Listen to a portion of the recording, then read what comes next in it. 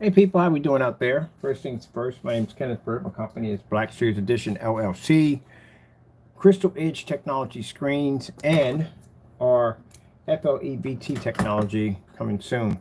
I'm on my Crystal Edge page right now, and I'm looking at some of the stuff we have here on the media player. This is Taco's Golden Taco, his screen paint labels right here. 39. All this is going to have to be changed to FLE technology. And this is one of my customers. This is actually a customer demonstrations right here. Right, we don't need that. I need something else. I'm in here going through tons. These are our documents, pictures, demonstrations all under Crystal Edge Technologies.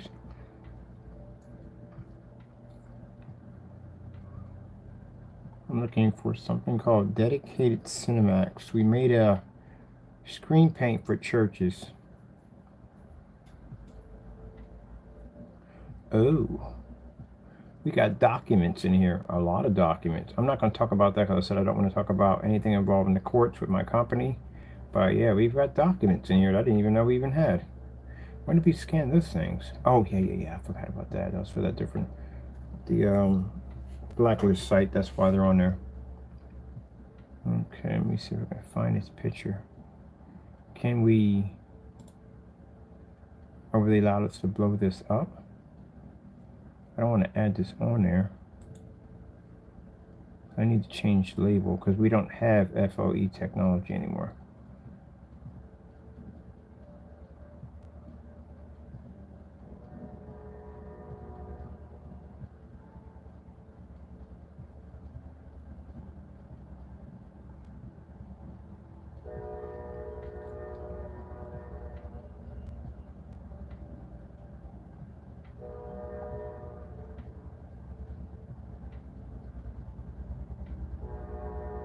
So the dedicated Cinemax is a screen paint for, or Christian dedicated Cinemax is a screen paint that I developed for churches because I do want to advance the church projection screens to something much better than dealing with the white screens, which they deal with right now, that are pretty much washed out and faded. Gee whiz, where would this image be at to begin with? Oh my goodness, I forgot we even had these. Where are these pictures at anyway? These are the pictures with the 2600 lumen mounted to the side of the deck. All these pictures are in our whatchamacallit. These are all our crazy pictures. 2600 lumen projector mounted to the deck. All these are loaded on this page right now. We're on the Crystal Edge page right now. I am hunting for a label for the church paint because I do have a marketing team pretty soon. I'm gonna have a marketing team pretty soon. That's gonna be more. Oh, there it is right there. That's gonna be marketing our products. Can I get a picture of this, or how can I blow this up? This is it right here. This is the label. All right. Can I save it? Any way I can save it? I can preview it. There it is right there.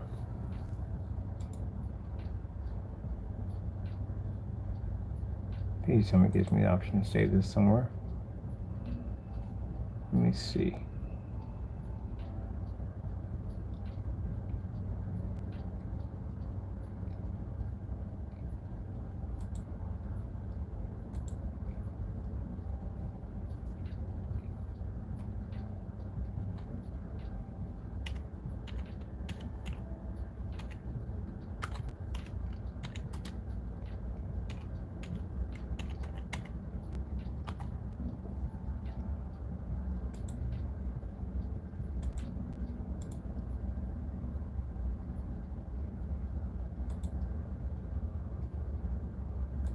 So is that loading there, or is it downloading there? Where is it at?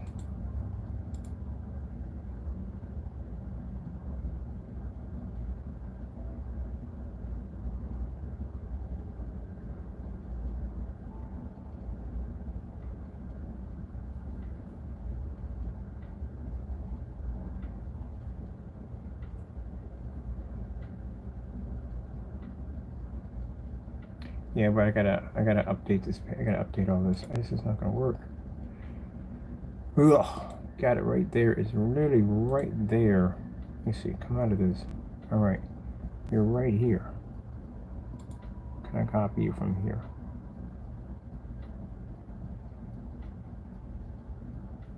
All right, I gotta change the label.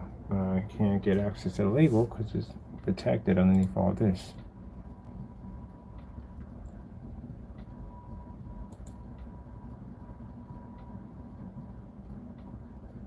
All right, I can download the label.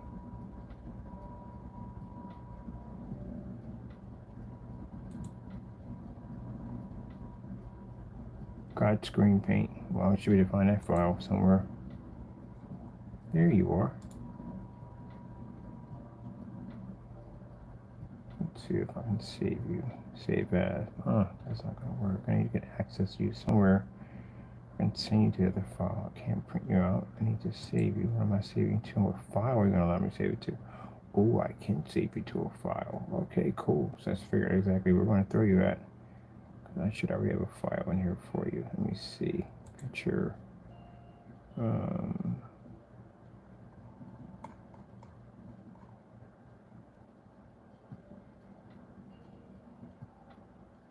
right, I'm gonna put down God screen paint. God paint.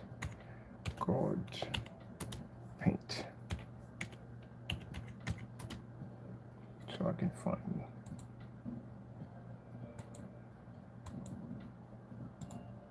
Let's see if it'll work. Save you again. It should have worked. Yeah, it did work. Okay, cool. Now I'm going to go in and I'm going to see if I can basically try to redesign you.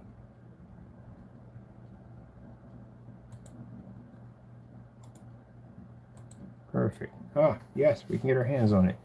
That is fantastic. Now I got to basically redesign you because this is all new technology. So this is a screen paint that we designed for churches, and it's pretty beautiful. So I want to basically go in and I want to basically upgrade it to an FLE technology.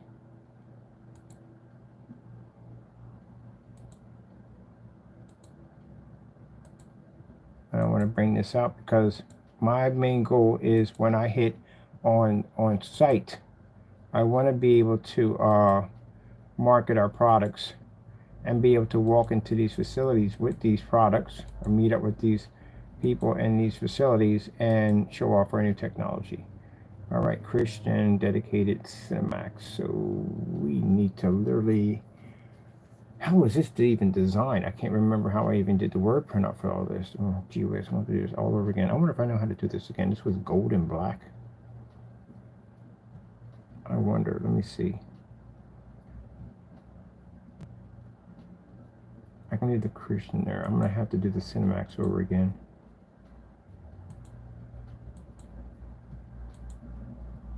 So it's kind of a, I can't tell you what color it is, but it's an interesting color.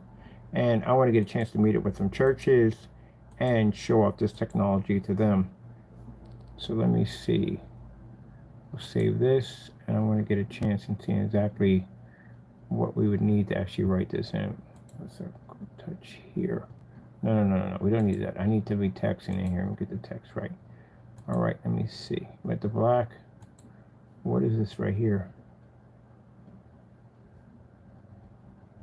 I need this and black, and I need this into what color this is. Can we hit this? Can we use that? Nope, that's blue. Don't want that. I need that gold.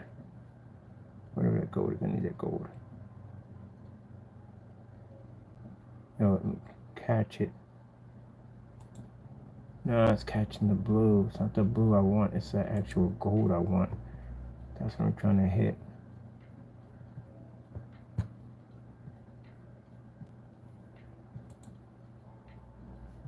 Oh, this is going to be a while. I'm trying to figure out how to get the pen to hit the gold. There we go. I think I got it. I'm not sure. I don't know what color that is. Let's see. FLE.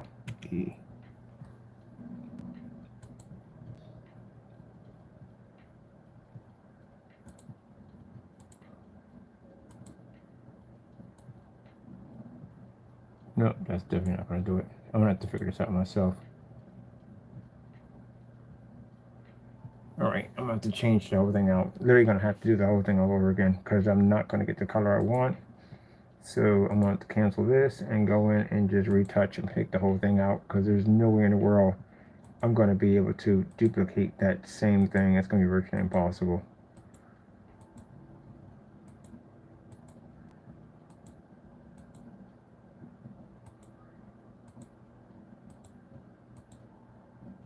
So I got some churches in mind that I'm going to donate this to a few churches so they can get a chance to check out the new technology. And so I can show this off. And I've always wanted a dedicated screen paint for churches. Sometimes the churches don't want the black screens in there. You know, they don't want a big black screen in there staring at them in the face. So I can understand that. So we actually developed a screen paint that's more softer on the eyes for them. And this will be fantastic for their church setups. As you can see, you know, we work with churches. You can see the screen we have in our promo demonstration of the church we did overseas. There we go.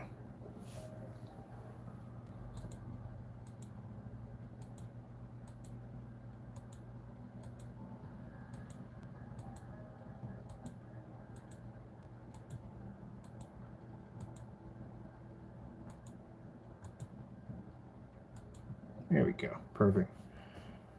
All right, that's done. I think I might want to add my page a little bit too on top of that. Let me see. Can we boost this a little bit? Oh, that's what we're doing, it's on a boost.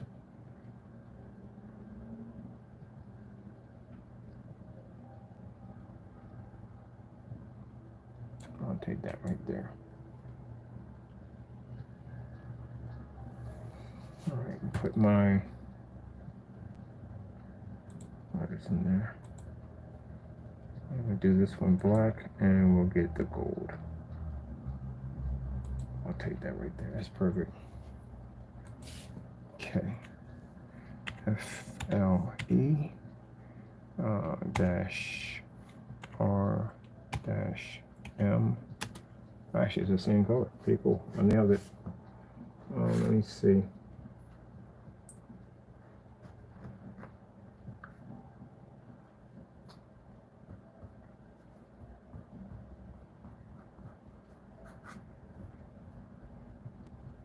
Oh shoot. Okay. Facebook's doing pretty good. So basically, we posted on a couple of forum sites, and one forum site, I don't know why they got mad at us, but we didn't advertise anything. But usually we go to this anyway. They block us because we're showing technology again they're not used to seeing.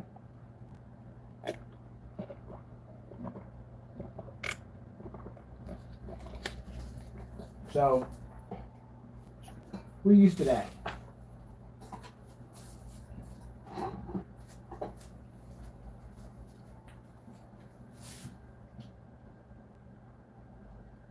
Oh, I forgot to add real quick.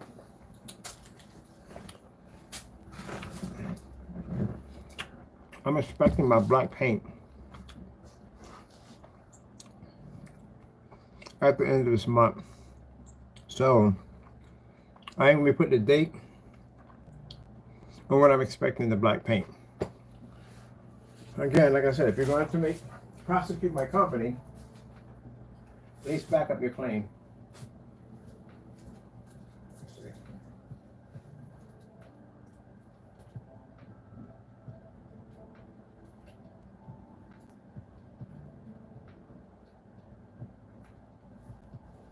Is that an update? What is going on? Everything's updating. Gracious. Oh.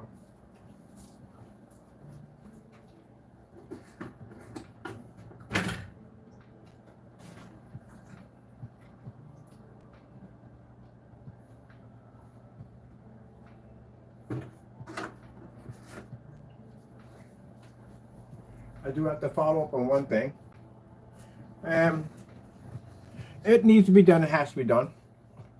Because I did request my black paint. And I always follow through on everything that I do. So with that being said, I am going to be requesting, I expect my black paint before the 1st of this month. Next month, I want my black paint. Because, whoa, that's on the table. Again, if you're going to make false accusations about me, at least back it up. So, I am expecting my black paint. 22nd. So, mark that down. Because I still have to follow through on this no matter what. So, I already contacted, like I said, so last time I talked about this, but I have to speak about it. I'm contacting the attorneys. I am requesting our black paint. We should have it by the 29th. So the 29th of this month, I should have my black paint. What are you doing? And what are you tearing up? Because I can hear it.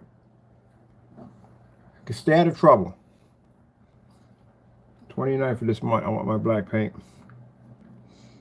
Let me see. We have dedicated.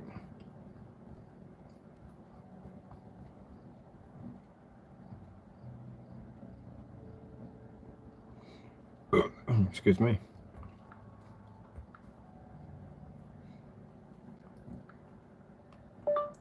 Dedicated Christian.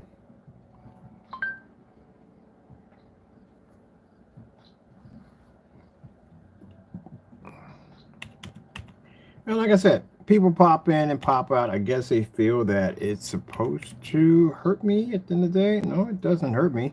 Look, I talk to God all day long. People watch these videos later on, so it doesn't make a difference to me. I post them all over the place, and people watch them later on. I expect if people are busy, and people are very busy, you got things to do, go take care of it. People are going to watch you sooner or later, so it doesn't really make a difference. So if you pop in, you pop in. You don't. You don't. It really doesn't make a difference to me. I'm going to talk regardless. But anyway, yeah, let me get this set up because I'm going to be going into a couple of churches. I do want to do a couple of donations for our technology for these churches, and I always wanted my own version of projection screen for the churches, which we did have it at one point. Dedicated. I need someone who has a contract, or to get somebody a contract that can work with the churches.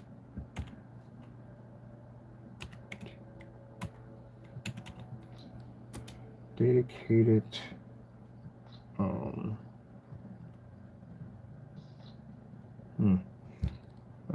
It's not gonna be. It's a crystal edge, so it's a CE,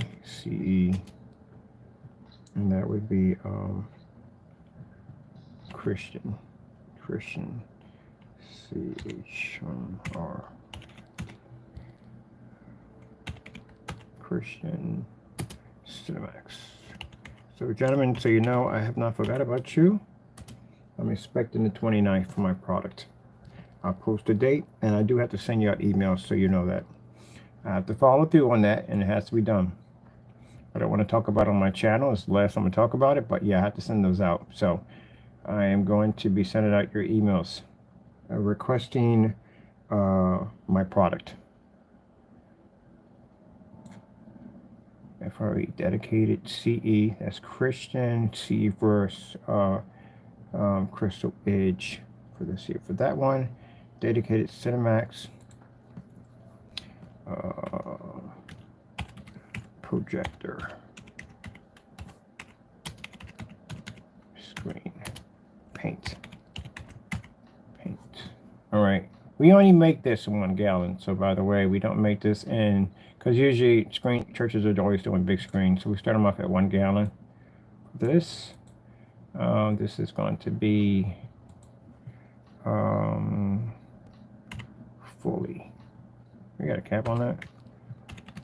Fully weatherproof.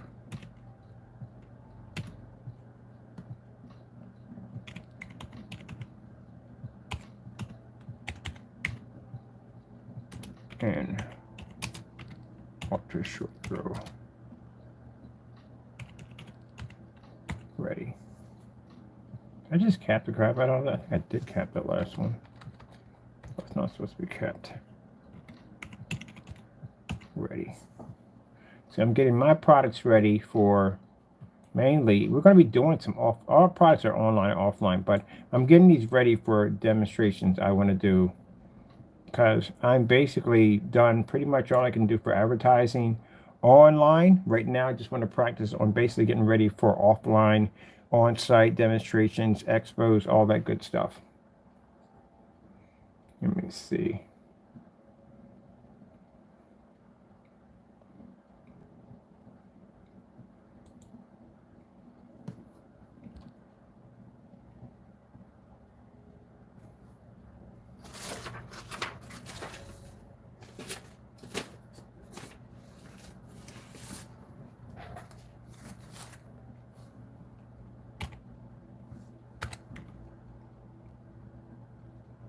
Powered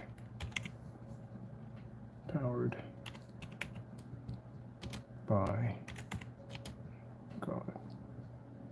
That's supposed to be in all capitals. So I am very excited, very happy about this year. So it's going to be fantastic, and I'll get a chance to show off the technology in so many different ways. Powered by gods. God, not gods. Only one person, only one God. Technology. Let's get that back over here.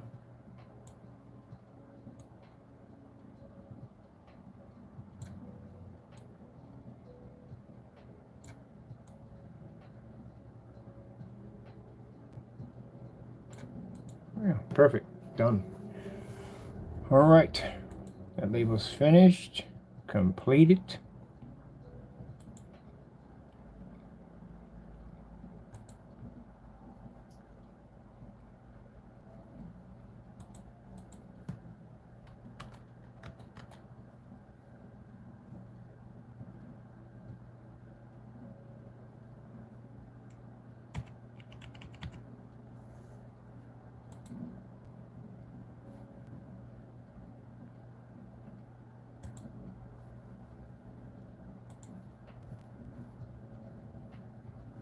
Yeah, that's the finished one right there.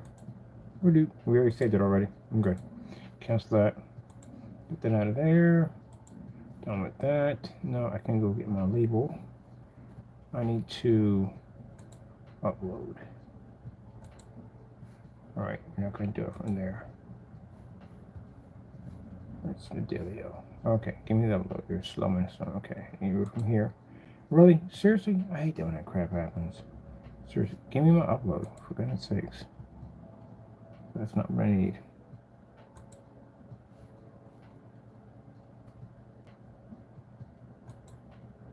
All right, you're gonna be a jerk about it. Be a jerk about it. Oh, I got time.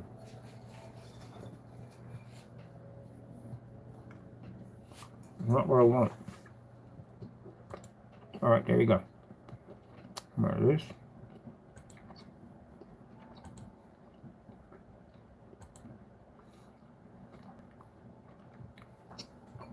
So I'm making all my products now because I'm getting contracted. Oh, heck yes, I am. I am definitely getting contracted. All those people we denied contracts, they're now opening up the door. And we got people right now requiring contracts for our technology. I had 4 offers today for this black technology.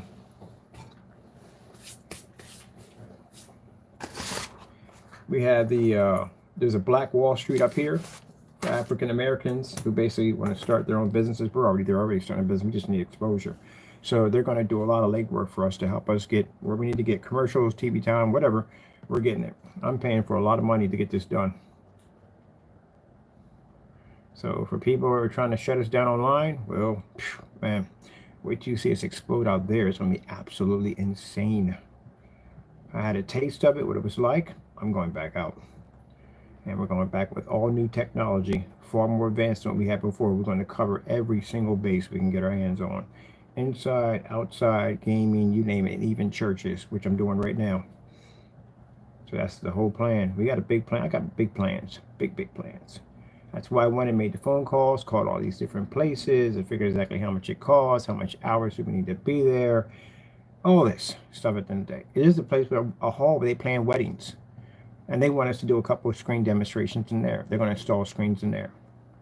sports bars, you name it, we're going to be every place. I mean, every place. You're going to see videos popping up. We're here, we're there, we're over here, we're over there, we're over here, and there. Going all over the place. And I got a couple of expos. My sister's lining up all her expos. There is expos. She's down there the longest, so she knows about this stuff. She goes to all the expos and all that stuff. She does all that crazy stuff. So she was like, yeah, I got some people I know at the end of the day. We'll set you with some expos, different places and stuff, and we'll help you advertise the technology. It speaks for itself. It's a black screen. It's like it's never heard of.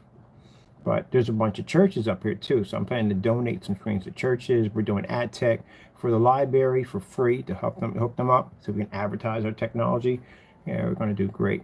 I can't wait. Right now, we're looking at doing the labels for the church.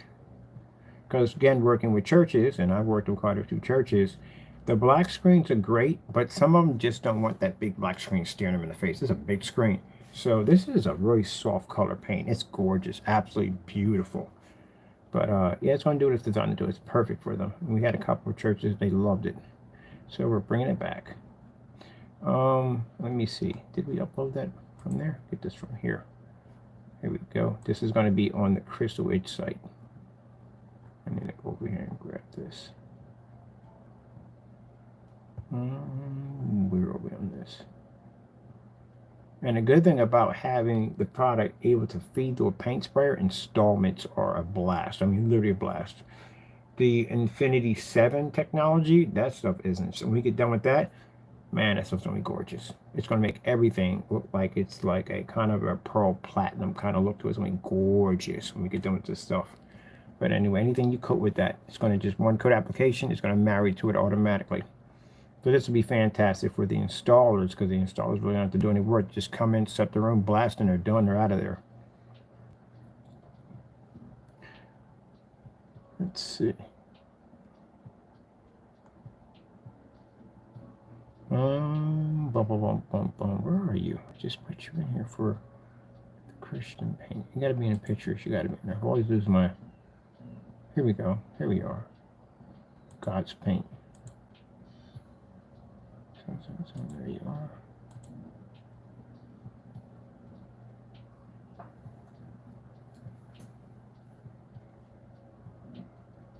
So I got people who sign contracts with us and they'll come back with some crazy ideas like, can you make it? Like, what do you want us to do?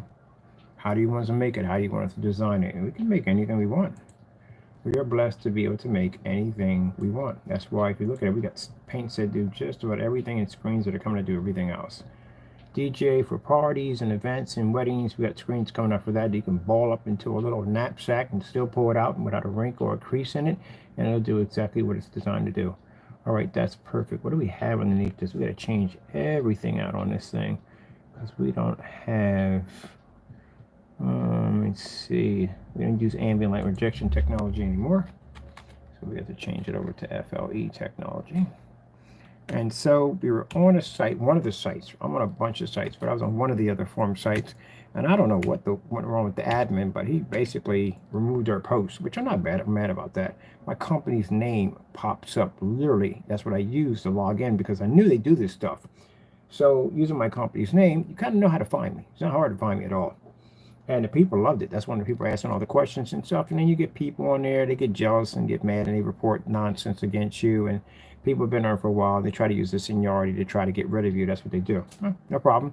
I posted a nice little letter up there, very polite, how we felt that it was very disrespectful to remove the post. We didn't sell. We didn't do anything on there to try to disrespect any of the rules whatsoever.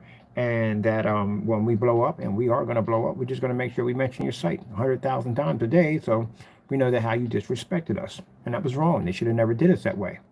I was out of jealousy. So now people who read that and liked our products, it's a shame because we want to know more about your products. Now they're hitting my channel right now. So their group of people over there are now hitting my channel right now in the Black Series. Yeah. I'm not trying to take your followers, and I don't want them at the end of the day, but you should have left this on the site. I mean, come on. We're giving you, we're sharing high-tech information with you, a new technology and everything, and this is how you treat us. So now we never post on there ever again. Anything new we come up, we post on the other sites, we won't post on that site. So now they go over to the other site to check out the technology or our site. That's the way you want it, no problem. I mean, when I'm not welcome, I don't come back. Let's see. So we changed this to dedicated new. Let me see. Oh yeah, okay, I gotta put all that in there. So that begins the beginning. So the F. I saw a daycare center around here. I'm definitely going to do a donation over there for a free screen over there. We're putting in a sky blue screen, so our screens can come in different colors. So I do want to do a sky blue screen, and I want to put these nice cloud systems around it. That'd be pretty cool for the kids. FLE. Let me see. R-M.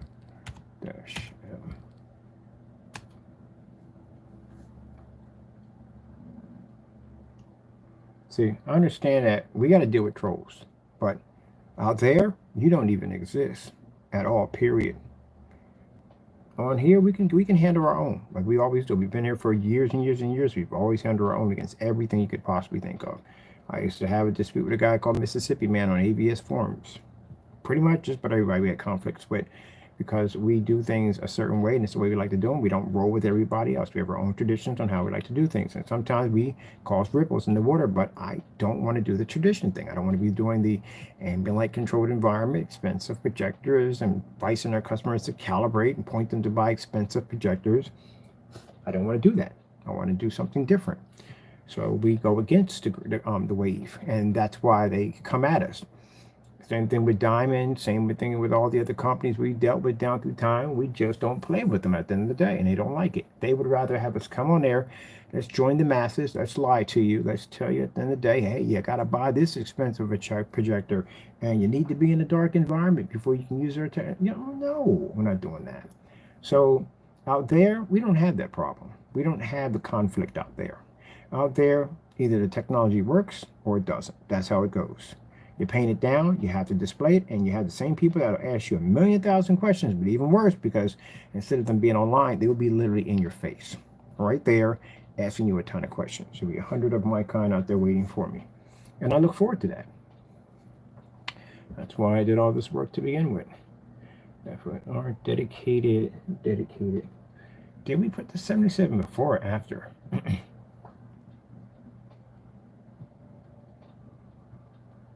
Oh, wait a minute.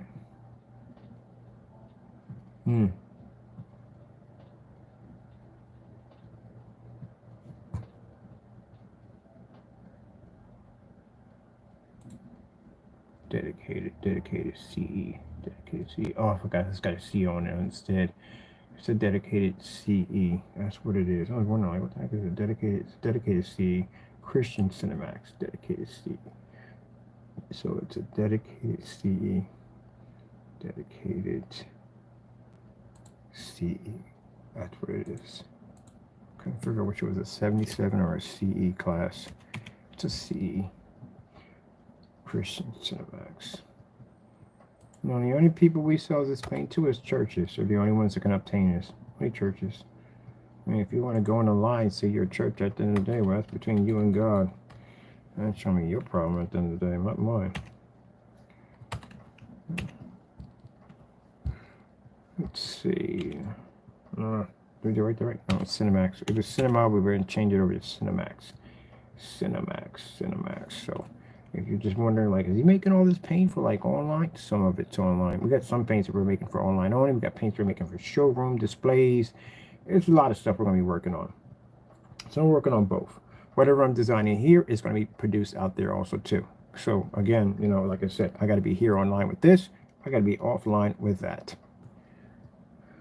But I'm going to have everything documented so that way I can say, hey, look, this is where we're at today. And here's where they're. I found the beer brewery, by the way. I found it. I literally found. I've seen it before. I walked past the building. It's a little small section, but it has these huge, massive glass windows, and it's a huge, massive beer story in this whole thing. It's huge. So I was talking to the owner. I said, hey, look, we can make it rain beer in your windows. And he was like, you got to be kidding me. And I showed him the AdTech technologies that when you guys get set up, come by and see me. They own the building, by the way, the entire building is theirs. But they said, come down and see me. So that's going to be fantastic. We're going to make beer and suds float up in their windows. It's going to be cool. And Allentown's going to look pretty crazy when we get done with it. It'll look pretty crazy. But it's going to be cool to look at, too, on top of that.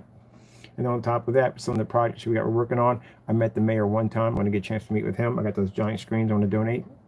So we got a lot of cool stuff I want to do. Let me see. Cinemax. Okay.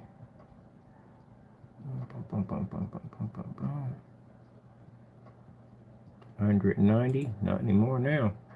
That stuff now we make now does an excellent coverage. So we're talking about 250 inches we can cover with that with no problem. All right. Ultra short though compatible, fully weatherproof. Yep. Let me see. I'm just upgrading on here. 1500 lumens. Nope, we do 1,000 now. We could actually do 50, but we're on 1,000 on this one. 1,000 and up. Lumen count requirement outside 38. That's good. The way to 38, but that depends on what time in the day. So you got to kind of specify that a little better than that. So outside in the day, usually we run at around 6 p.m. And the reason why we can write this in, because again, we did the test. This is how we know our technology. People say, "What you didn't?" We don't have to. We know our technology. We did all those tests. That's how I sat there on the camera and waited, like, you know, to see exactly what time it would take, how many lumens and all that stuff. We did all that research and stuff already. So we already know already from the door what time. So at 6 p.m. and we're talking about 4,000 and up. 4,000 and up. Lumen count outside 6 evening. It should be 6 evening. 6 evening hours. Evening. Good evening. 6 evening would be around 6 p.m. at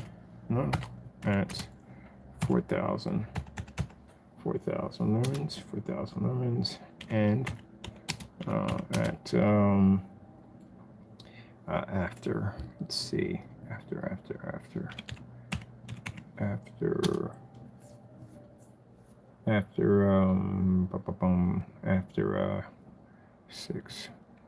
6 p.m. After 6 p.m. About 1,000 lumens. After 6 p.m. 1,000 lumens. Oh, get that back in here. 1,000 lumens. Why do you think we had the projector outside all that time? We kept taking the Sonys outside, because that's why.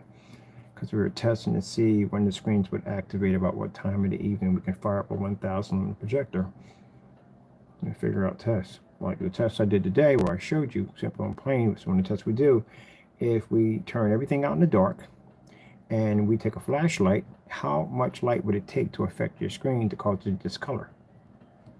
Yeah, it's the kind of test we do. So when you take that little flashlight out and you hit the screen, mind you, in the dark, screens actually generate better. But if there's any light in the environment, this can disrupt the screen big time.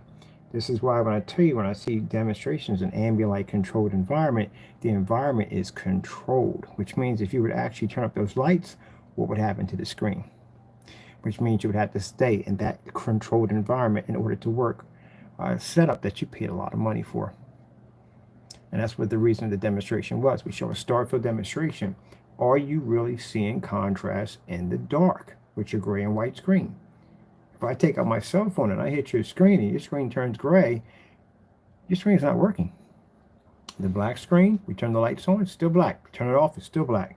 White levels, still white levels, back and forth. Colors, still same thing, back and forth. Yeah, there you go. So, you know, like I said, when I see that demonstration being done, and I laugh about that because I see them have the lights on, but the lights are controlled, and they put this little tiny flashlight and the screen's off. And they take the flashlight and run over top of the screen. I'm like, what the purpose is that? The screen is off. There's nothing on the screen. There's nothing showing that's really going to discolor or whatever. Yeah, do that in the dark and see what happens. You see a whole different universe. Like, it does not work exactly as it's claimed to work. And that's one of the things I found out about the certified screens, because I watched them do that test, and I was like, what are they doing that test for? Oh, they're trying to show if the screen's ambient light rejection. You want to test for ambient light rejection? Take it outside. You'll find out. Stick the screen outside and see what happens. See if anything picks up. I guarantee that your colors, all that stuff, they disappear out there. 250 for that size right there. They completely disappear. Do you know why we do test outside? Because again, that is the best ambient light rejection test you can ever do on your product. There's nothing to protect your screen out there. All right, let me see. So it kills me when I see people pull out the little flashlight and hit the screen.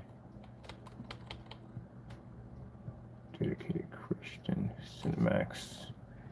Dedicated Christian Cinemax. Dedicated C. Dedicated C. Because it doesn't mean anything. And then on top of that, I think they got him real mad because we posted the truth. And what we posted was that your white and gray screens don't work in the dark. And they don't work with the lights on either. They don't work at all, period. And I think that ruffles some feathers because you got people in there who talk about gray and white screens, but how they're superior screens and this, that, and da, da, da, da, da, da, da, da, da. Well, I guess it would look superior if you basically stick it on a high-end $4,000, $5,000 projector and you stick it in this really dark environment. I mean, I guess it would look kind of nice and all. But you stick a more superior screen behind that and see what happens to it. And then you stick it in some real ambient environment. This is not controlled in here. There's no way around it. This isn't controlled. Lights on, lights off. That's how it works. I don't have time to be DJ mixing my lights just to get them to adjust right so that way I can see the screen. That's just stupid. And I paid how many lumens for this thing? Let me see. Question. Oh, Cinemax. It says an X on that one. Cinemax. So I think we're going to change that and put down the cap on that one. And people got mad over that. Okay, well, that's not my problem. You know, if you want to lie to yourself for the rest of your life and say things that are not true, you knock yourself out on that one. But it's not real. You're not seeing real color, and you're not seeing real contrast and none of that. But the denial is strong in this one.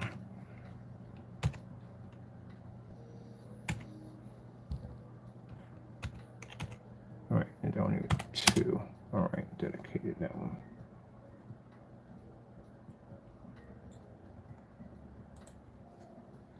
Coming soon. Coming soon already there.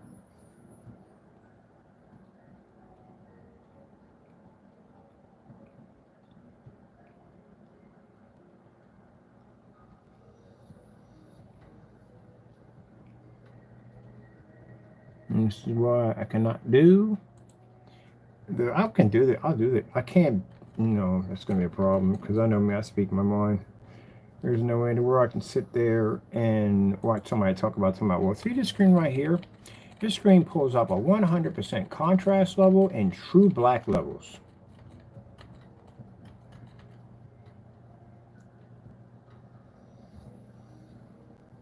Yeah, I'd be kicked out of there in a hot second. I'm basically educated there. So no, I'm sorry, you don't pick up 100% contrast level. Your screen picks up a slight shade of gray. That's what it picks up. Darker the screen, the darker the shade of gray. You don't pick up actual black. No, we do. All I have to do is just take a black sheet of paper and stick it on your screen and say, hey, play this little star field demonstration for me. Yeah, you're coming up gray. Yeah, because a projector does that as one heck of a projector. I would really like to see a projector that does that. That'd be crazy. If there was a projector that did that, there'd be no such thing for black or gunmetal screen. You could buy a bone white screen and pick up a 100% black. Turn the screen 100% black. That's virtually impossible. Let's see. Gain. We got the new FLE. Gain. Change it over to new. And then we had a lot of people asking about what is FLE technology, which I would love to tell them about that. And I said, well, that's our new form of gain. And, we got those people in there that come in and don't want to believe us. Oh, that's fake. That's not real. Blah, blah, blah. Yeah, designed to absorb sunlight. So we do have it. I was like, sunlight? That is phony. There's no screen that can absorb sunlight. This is the people I love the most. The doubters. We love the doubters so much.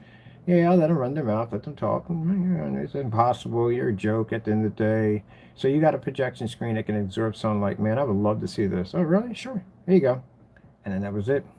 Our entire room was just busy with a bunch of wild movies. Like, what the freak? Like, really? Is that real? Is that actually real? And I show them the video, and they're like, whoa, that's crazy. And then now here comes the education field, teaching them about FLE technology. This is going to replace ambient light rejection technology.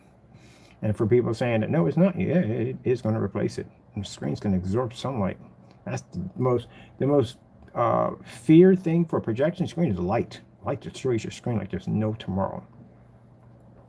So even with a projector at 4,000 lumens sitting 4 feet from a screen, don't even register at all, period, at 4 feet. Imagine if we drop it back 18 feet. That means that the lumen count that's dropping at 4 feet is pretty heavy. If we drop it back at 14 feet, that means the lumen count diminishes. If it diminishes on your screen at 4 feet, what do you think will happen to your screen at 18? See?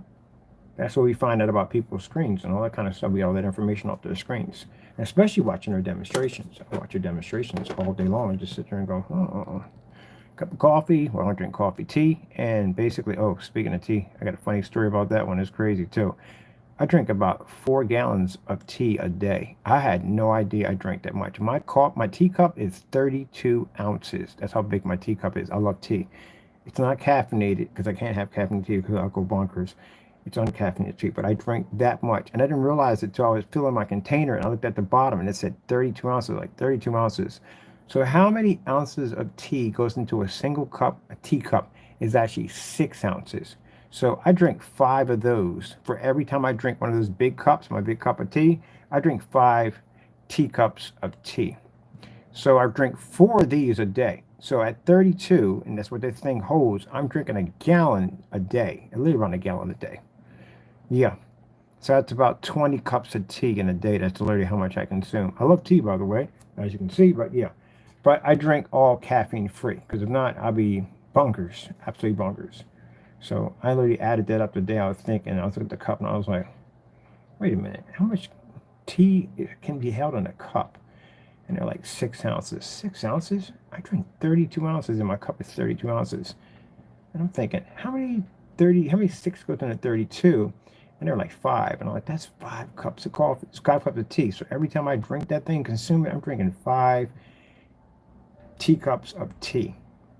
And I drink 4 of those in a day. I drink 1 in the morning, there's 2 in the afternoon, and 1 at night. That's what I like when I drink my tea. And I kill it off just like that, which I just killed a cup a few minutes ago. Yeah, so I'm drinking about 20 cups of tea a day. It's like, good gracious. So for me, tea time isn't that little teacup. Man, that little teacup is nuts for me. That'll be gone in no time at all. I need a freaking mug of tea. That's how much tea I drink.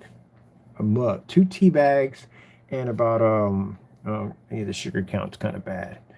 I'm somewhere between maybe about 5 tablespoons of sugar. I eat light sugar, but, no diabetes or anything, so I'm good.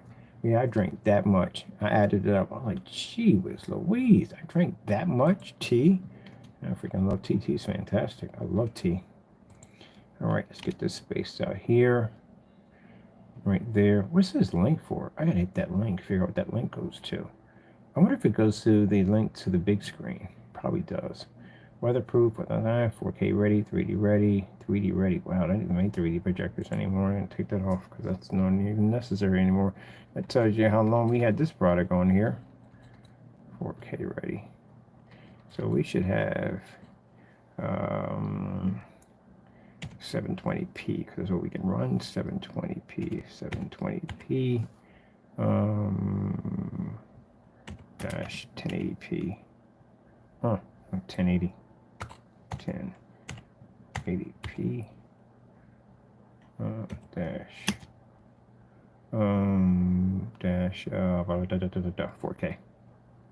4K. All right, that's perfect.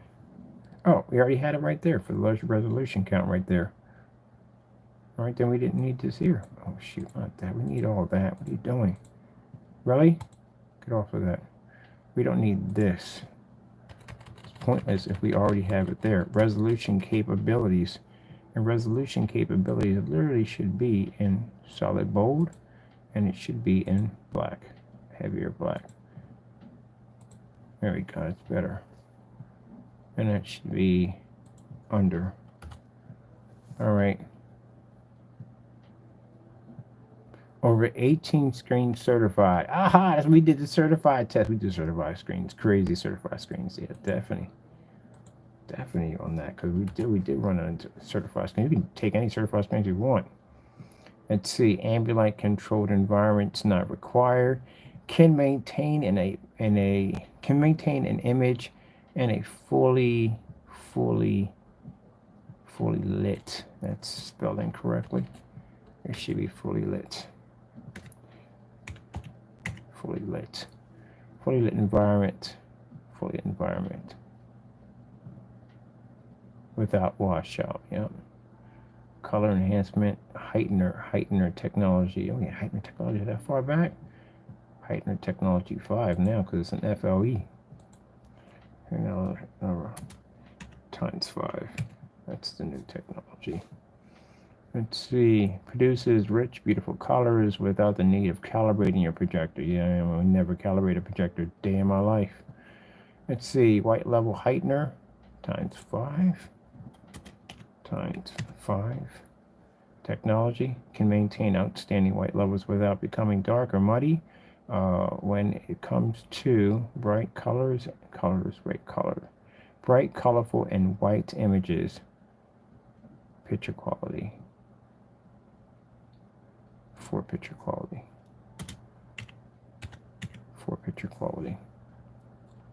Surface information: wood, glass, drywall, PVC, micro mesh, metal, fiberglass. Fiberglass. I didn't cover all that. Did we put down glass? Yeah, we did put down glasses on that. Drywall on that. PVC. Let's see. When painting fabric, use 2 coats of paint. And we've been doing that for a while because this is an old technology, very old technology. It's on a Crystal Age page right now. Use 2 coats of primer or any other paint before adding our product. Perfect way to upgrade your existing fixed frame projection screens and motorized projection screens. Will not crack or peel. Note, do not use polyester tarps and stucco right there. But we also need to have in there too, because we don't have it. We have a screen getting designed for that. Inflatable projection screens.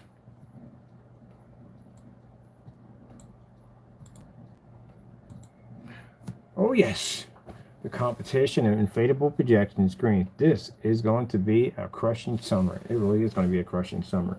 It's going to be our black technology, our basic inflatable black projection screen versus a sea of white screens. It's going to be easy takedown, extremely easy takedown. There's none of these screens can beat the black technology. Virtually can't do it. Let's see. Let's go to and look at the price they have for them. Geez, I had this one already before. I had that one. And I had this one. Let me see. Where are you at? Oh, here. Stuck on inflatable projection screens. There. Yep. Inflatable projection screens. Because it would crack. We don't use all inflatable screens. We have a special paint for that. But we were going to sell the special paint, but I decided to come on inflatable screens. Drying time 30 minutes with a fan. No fan longer depending on the size of the screen. 1 coat application. Yep, that's what you're going to need. Roll on or spray on application. Shelf life 5 years. If sealed properly, can be sprayed. Oh, that needs to be updated on the site too. The shelf life can be sprayed on when can be sprayed on when using rollers. So now it should be when using spray on, and it should be this to separate that. Can be sprayed on. No, it should be sprayed on, and it should be end when using rollers. When using 9-inch rollers. When using when using not rollers, 9 inches are perfect. No, that just doesn't sound right. What the freak? Was I drunk when I wrote this? Can be sprayed on, or sprayed on. It should be or rolled on.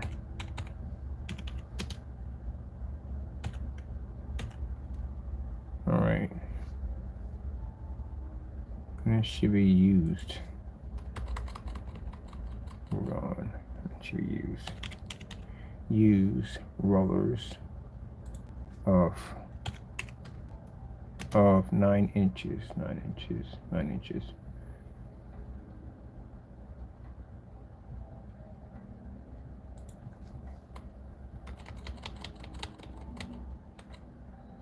do not. Okay, rollers do not use foam rollers, or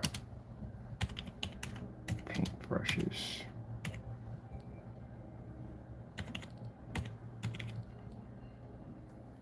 So freak. Okay, that's some music coming from the whatchamacallit. What the heck is that coming from? Brushes. Let's see. Eco-friendly, low VOC, 100% water base. Please note front projection only.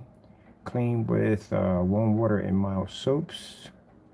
All right, summary. All right, we're going to take this whole section out, really.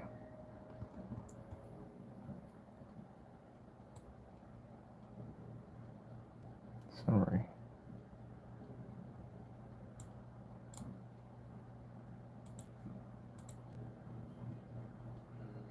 Summary.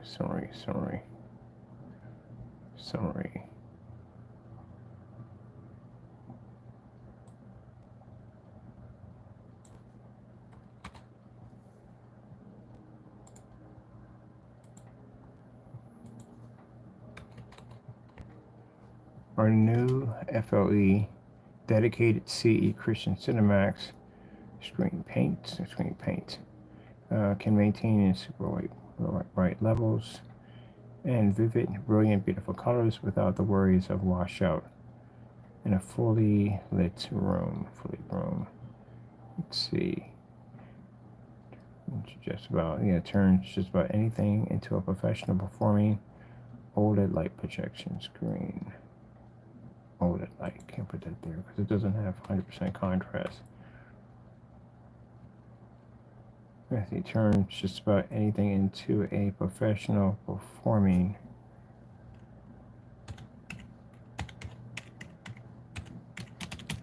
projector screen.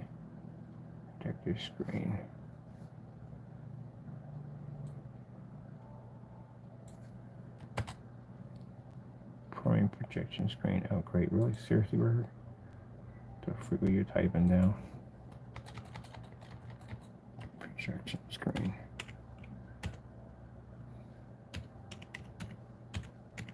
Projector screen without the cost of an overpriced projector. Overpriced without the cost. We already mentioned that twice, so that's not needed. Added in there twice. It's insane. Without the cost.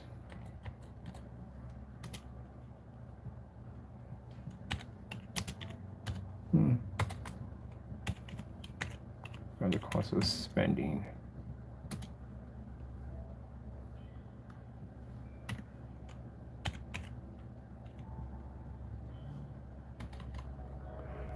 Without the cost.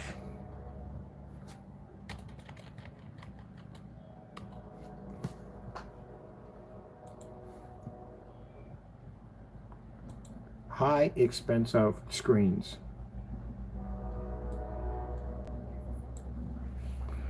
Ooh, look at this within the day. $6,000. Who the freak is $6,000?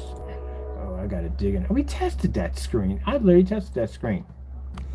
Oh, gee whiz Louise. Oh, man, I tell you, $6,000.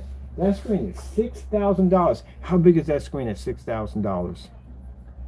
We tested this one too. I'm gonna pull that one up. We tested that screen. That screen is $6,000. See the end of the day? People sit there and argue. At the end of the day, I can't believe this about our prices. At the end of the day, that screen costs $6,000. $6,000. That's a $6,000 projection screen. I tested that. We've had that Surface in here and beat the Surface at $6,000. And I get people to come in here and complain about my prices. Good luck at the end of the day. I'm gonna honestly tell you that. Good luck on that one. Yeah, you got one for $5,000, $3,000, it's $2,000, $4,000. I don't know what the heck that is. That's $90,000. I got to look into this right here. We beat all these screens right here. Stewart film screens. We had all of them in here. I can literally dig all these up. We challenged all these screens to beat every screen. That's Black Diamond over there for like $5,000. And that's the 0H. We have that. It's right underneath the desk right now. I literally have the 0H under my desk.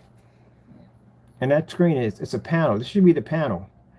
Yeah, okay. All right. And people did background check some. They seen all the certified screens we knocked out. That's why they're interested. My goodness, I'm gonna show you, give you sticker shock. Hope you got an inhaler next to you. You can borrow my inhaler. You're about to get sticker shock. I want to see why this screen is like. How big is this screen for $6,000? You know what? I can come back to this in a few. I'm going to look at this real quick. 120-inch. That I told y'all think I'm bonkers at the end of the day when I come on here and I explain to you the sticker shock of these screens is freaking insane. This screen is $6,000. We tested this screen already. We beat the screen. So when I get people sit there and say at the end of the day, oh, your products are too expensive, we charge on between $400 for a 250-inch, and this is a 120-inch, and that's what it's going to cost you. I can literally pull their name up on the screen we already tested. $6,000. $6,000.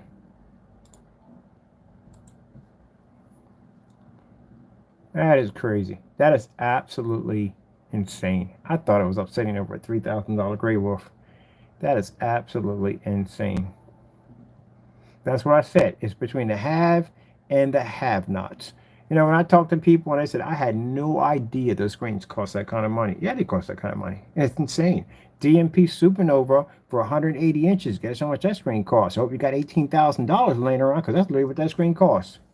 And these screens are not even black. They can't even receive and understand a 100% infinity level. And that screen costs $6,000. Let's say somewhere in that road, that's just $6,000 either way. Imagine if they get the ability to turn the screen black, how much money that screen is going to cost you. Yeah, there you go. A 100-inch screen is going to cost you $5,219. You can't even take that outside.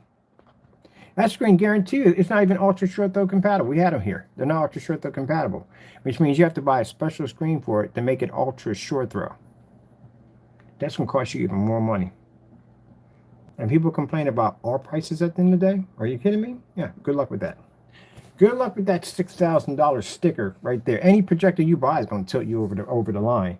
$6,000. I had a customer tell me he's going to spend $20,000 for a screen innovation until he saw us. He still has my screen and set up in his entertainment area, and he paid $200 for his projector. That's what he paid for. Yep, good luck on that. I have got to look. Oh my goodness, I'm gonna swallow my tongue when I saw that. I was like, $6,000. Yeah, and guess what? You can forget about it, because your gray paint makers, you can't even touch that screen with a 10-foot pole. That screen is good. It's good. It is good. But you can't touch it at all. Period. You can't. To stick that screen in your environment would be a crying shame. It would be. That screen was designed to be beyond that. It was able to function in the environments we're at. The only problem was the screen wasn't able to keep up to the contrast levels and colors on our technology. That was the problem. Other than that, the screen would kick your butt. That's the reason why they charge $6,000 for it. Because again, they don't see us in the picture. That's why. They just see the gray screens, white screens, and their technology. They don't see the black technology yet.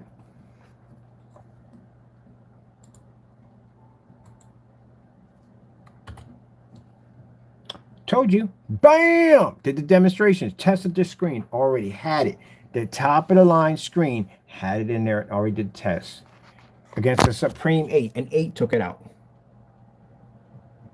That's a screen that cost you $6,000, ladies and gentlemen. We took it out with an 8.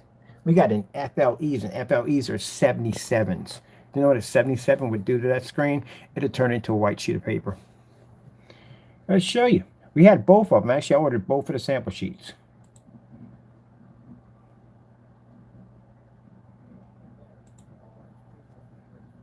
Need I say any more?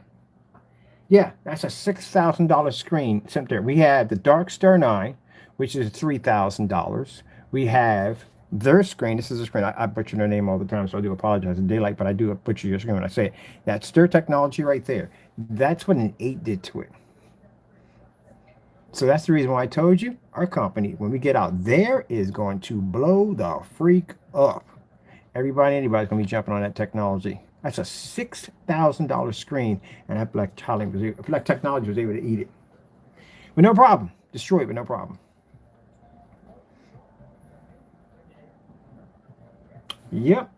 So that's why my buddy over there, who basically has his own company, he was saying at the end of the day, you're selling your product for too cheap. And you know, those people that are easy pay 10, 20 grand for a quarter of that technology. See, when other people sit there and say that their product is worth money at the end of the day, no, you have to show your product is worth money. You have to show how many certified screens that your screen can take on. I can take on all 18. 18 that we have, we can take on all 18 in one hit. So that means an 8 had the ability to take out a $6,000 and a $3,000 screen. That's, you know, who's grading paint up there. We're showing a demonstration again that doesn't work. So as I said before, that's $9,000 worth of technology laying against a screen paint that costs their customers anywhere roughly under 400 bucks. Look, lights out. Can't even touch us.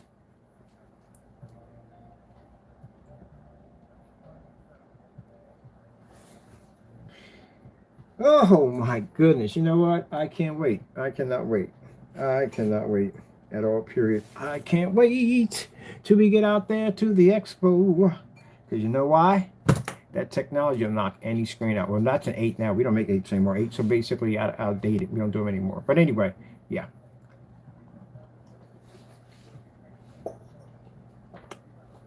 And I got a black diamond panel under my desk right now.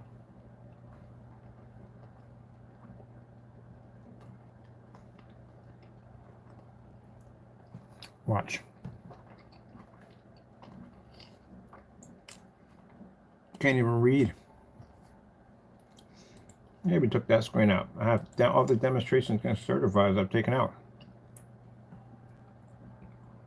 So, you know, when you sit there and say, oh, this product's not worth it, so and so and so, that product can take out $6,000 and $7,000 projection screens. People say that in the day that their products can take out them screens. No, you can't.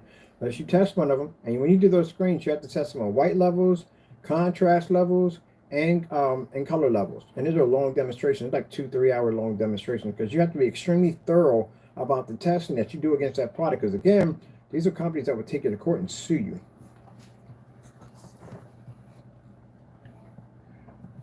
It's a good thing I'm a humble person at the end of the day, because now I was thinking about it. I saw that $6 grand. I was like, are you kidding me? They're getting $6,000 for that screen, and you mean to tell me my technology can beat that screen? And I'm getting under $500 for mine? That's a huge, massive difference right there. That's a huge, massive difference. Gee whiz. That kind of make you think now. That make you think. And I got people a guy told me at the end of the day, said you sell your product for too cheap. I got people right now that are willing to pay you a ton of money. If you can show that screen does exactly what you said against those certified screens, I know people will pay you a ton of money. You know, it's interesting. It's kind of a bit of a debate here going on in my head right now. I could sell that screen for 10 times more money. Not online, offline. I could sell for 10 times more. A ton of money. Because the clientele, I can have all kinds of expos and meetings and all kinds of stuff for that technology. It's easier for me to network out there than it is online, because out there people actually see it. They can walk up to it and see this technology. Online, it's very hard to sell technology because people don't see it. That's why we have to do so many demonstrations, so many tests to back it up. But I don't have to do it online. I just walk into an environment, paint the screen in with a crowd of people watching me, and then basically just display our projectors in. Boom, that's it. We're paid. That fast, that quick. Online, we got to do tons and tons and tons and tons of demonstrations. I have to do just one. That's it. That's all I had to do. I was making money when I was putting the installment in. Guys were paying me up front. They would give me money up front when I was putting the screen in. I just go back and make it and whatever and just bring it back to the place I was working at. So I was making money while I was there. And I made it fast while I was over there. There was none of that problems with this, that, and the other. They came and they saw the product. They're right up on top of it. Man, that's what I'm saying. $6,000? Are you kidding me? We beat that screen on so many levels. And they're getting $6 grand for it? And we're getting like $5 and $2 and $3 and $400 really for our technology? I got to think about this, man, because man, that's crazy of a difference, man. I'm pulling that kind of money at the scene. That's the problem. That's where the dilemma comes at. See, this is where we got to deal with the dilemma. Because again, I got into the field to level the playing field. If I basically do what they do, I could make a ton of money extremely fast, real quick, and basically hit my goal of basically helping other people out. But then in the long run, if I do that, people can't afford the technology, you're going to be stuck in the same boat. Which means you can't afford us, you definitely can't afford them. Well, if you can't afford them, you definitely can't afford us, because we're going to be way more than they are because our technology is better than theirs. And you're going to be stuck in the same boat. You're going to be dealing with the products that are not tested, with these gray and white paints, as I told you, that don't work. But I had no idea. I knew they were getting some money for this. $126,000? What the freak, really? That's got to be out of this. That kind of tells you to a different direction. It does. How many times we tested that screen on 8? Are you kidding me? And now it's in the back of my mind saying, we can get that much for our technology. That screen is $6,000 and it's stuck to your wall. Our screen's 500 or 300 or whatever, and you can paint it to your ceiling, you can paint it to tables, you can do whatever you want to do with it. I turned glass into a projection screen. Literally, the glass screen we have, my table can beat that screen. I got a black diamond panel under my table right now. $5,000 projection screen. I didn't realize that screen cost that much money. I'm thinking maybe about a couple grand. I didn't think it was like $5,000. It's zero edge underneath my screen, my table right now. So it didn't mean to tell me that our technology overpowers a zero edge. Are you kidding me? And we're overpowering all these screens at the end of the day, and we're getting like $500 for our technology. I'm pretty surprised that the big companies aren't sitting there laughing like, this guy doesn't even know what the freak he has it. Then they look how much he's charging for it. Gee whiz, that puts me in quite a dilemma. I got to pray on this one right here. That's why I couldn't understand why when the place I was working at, these people got money at the end of the day. They got them screens in their homes. They got them all. They got all that stuff in their homes. But when the guy saw that technology blow up on that wall, he said, man, that looks like nothing like I got at home. They got high-end screens at home. He said, how much you charge for this? And I said, well, we charge so much. So he said, that's it? That's all you charge it for? Man, you ain't getting nothing at the end of the day. We do make money. We make good money. But we can make serious, crazy boku money. Oh, wow. My goodness. There's a fight right there I got to deal with at the end of the day in my head now. I saw that. I was like, wait a minute. We had that screen. We have both of their screens. Both of them.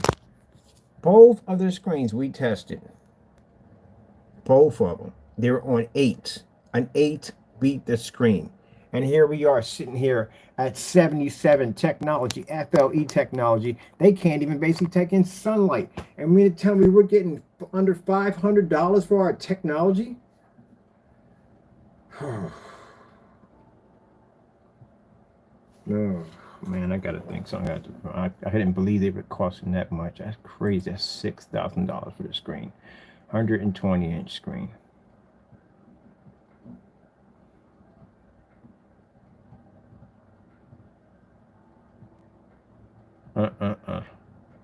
What's the diamond I got underneath my table cost at the end of the day? I looked up high-end screens because I was trying to put something to the Christian screen paint, and then I see this at the end of the day. This is what we literally have under the table. We got a zero edge. That's the screen I have sitting under my table right now. That's how much that screen costs. So let me get this straight. When I put this against an FLE, and the FLE turns the star field on, and the screen can't see the star field, which means our screen pulls the highest contrast now, and we're able to pull better color, you mean to tell me that I'm charging for a 250-inch screen around, how much are we charging for a 250-inch screen? I'm going to have to call somebody. We got some, it's complicated. It's complicated because it tears me a little bit here. Because again, your screens are better than their screens. And for anyone to sit there and say it's not true, go to my log, check it out. We did the test already. I got one under my table right now. I literally got the screen under my table right now. And we could take the screen out easily. And you mean to tell me we're getting this kind of money at the end of the day? They're making that much money? Do you have any idea if they sell 60 of them screens, how much money they made in a day? And they sell more than 60 of those screens in a day. Oh my goodness. Let's see. Let's go to our black shop.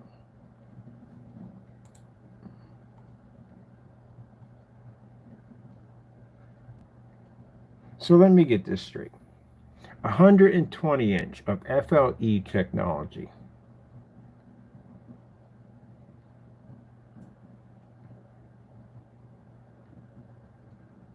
It's $189.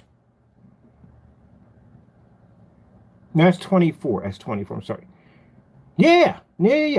24 does 127 inch. So yeah, that's bigger than a 120-inch screen. And you mean to tell me we can beat that screen and we're getting $189? Yeah, we're gonna have to talk to some people. I'm not hitting the $6,000 mark, but I heck I ain't doing that then today. Nope, I ain't gonna have it. Nope, that's crazy. There's no way in the world.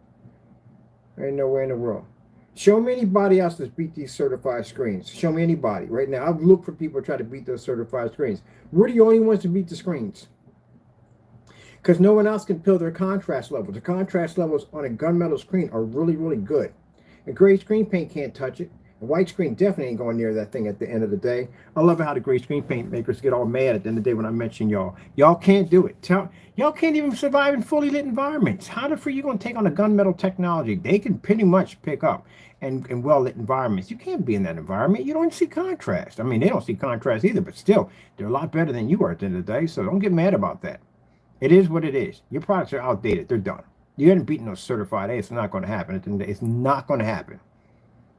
They're only going to be taking a certified. That's your official black screen. And you're still going to have to fight one of the things that are extremely hard. You think that's a nightmare? Try that freaking smarter surface. That thing is a freaking nightmare at the end of the day. That thing will wipe half of you guys off the face of the planet, including some of these certifieds at the same time. It is really, really, really good. Really good. But we're getting that at the end of the day? Yeah. Okay. Sure. Nope. Nope. Once I get my technology where it needs to hit, yeah, I got to make a price change. A definite price change. Definite price change. That's what a guy sat there and said. This is too cheap. He literally said this is too cheap. You're charging too cheap for your product. Oh, man. Can't charge the same price they're charging because that'd be bananas. Because that means we'd be the same hypocrites. It would be hypocrites at the end of the day. So we can't do that.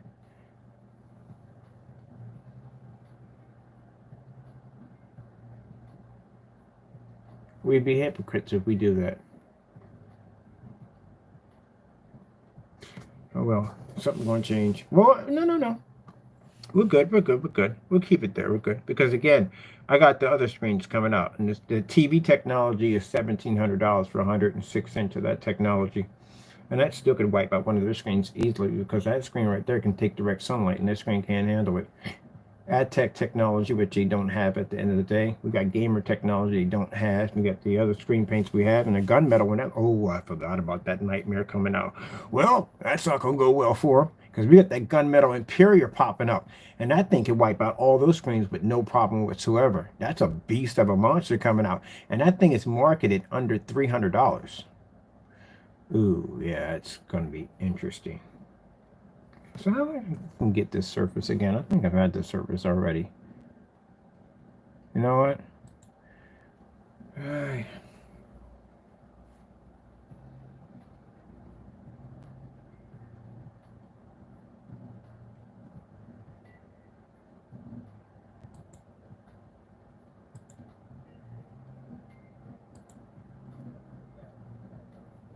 That's their surface right there. That's an 8.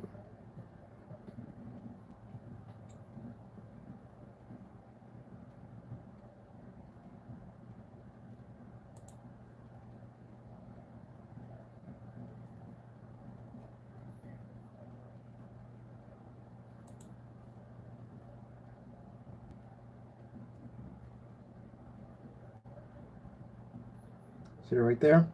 That's a dark star 9. See how dark they are? That's the daylight. That's the dark star 9. That's how dark those screens are. We've had them already. But when you lay them against our technology, they turn white because that screen has the Infinity 1 attached to it. At the time we didn't know what the Infinity one was. We just called it an ultra black level, but realized that we had black screens. They're all Infinity one screens because they were black. That's a Dark Star 9 right there by Elite Screens, and that's a Daylight Snooze screen over there. So that's a $6,000 screen, and that right there at 100 inches, it's $3,000.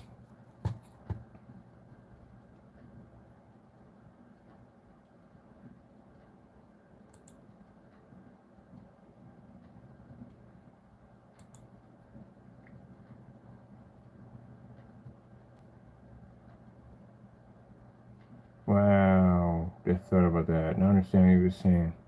They probably sitting right there like he doesn't even know. They're probably sitting back there saying that he probably doesn't even know what he has at the end of the day. Actually, I do know what I have at the end of the day. Whew, man. Let you think about how good your technology is. We can take out a certified screen like that, especially when it's $6,000. And I got people ungrateful about our technology at the end of the day. Are you kidding me? Yeah, kind of basically, that's the part of me about to say. Other part of me, and I'm going to be honest with you, the other part of me about to say, man, forget you at the end of the day. I'm getting what my product is worth. $6,000 for a projection screen at the end? Are you kidding me? And we could take that screen on with no problem on projectors that cost far less than that. So yeah, excuse me, if my brain is functioning in another direction, I'm thinking that, I got to get somebody in here, pay them to market my product for me, because apparently I'm not doing a good enough job. My screen needs to be in the mainstream. If it does that kind of damage at the end of the day, we should be getting way more than what we're charging at the end of the day. Because we got people ungrateful about our products, and that's the part that ticks me off the most. We work hard to dedicate ourselves to make good products for our customers, and here we are. We got technology that can wipe out a $6,000 screen. So if I decide to pull in and basically sell out, put my stuff to the highest bidder, any one of these companies buy our technology, they have the most advanced screen. And on top of that, that moves us out of the way.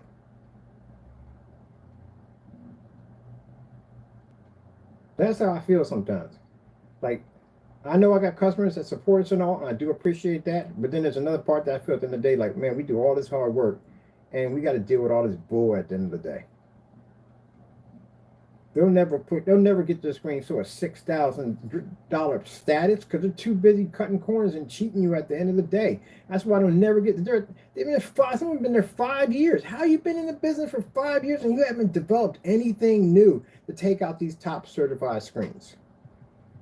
That's the only reason why them screens sit there with no threat whatsoever, because they know that no screen paint is going to reach their plateau. We actually reached the plateau and passed them already.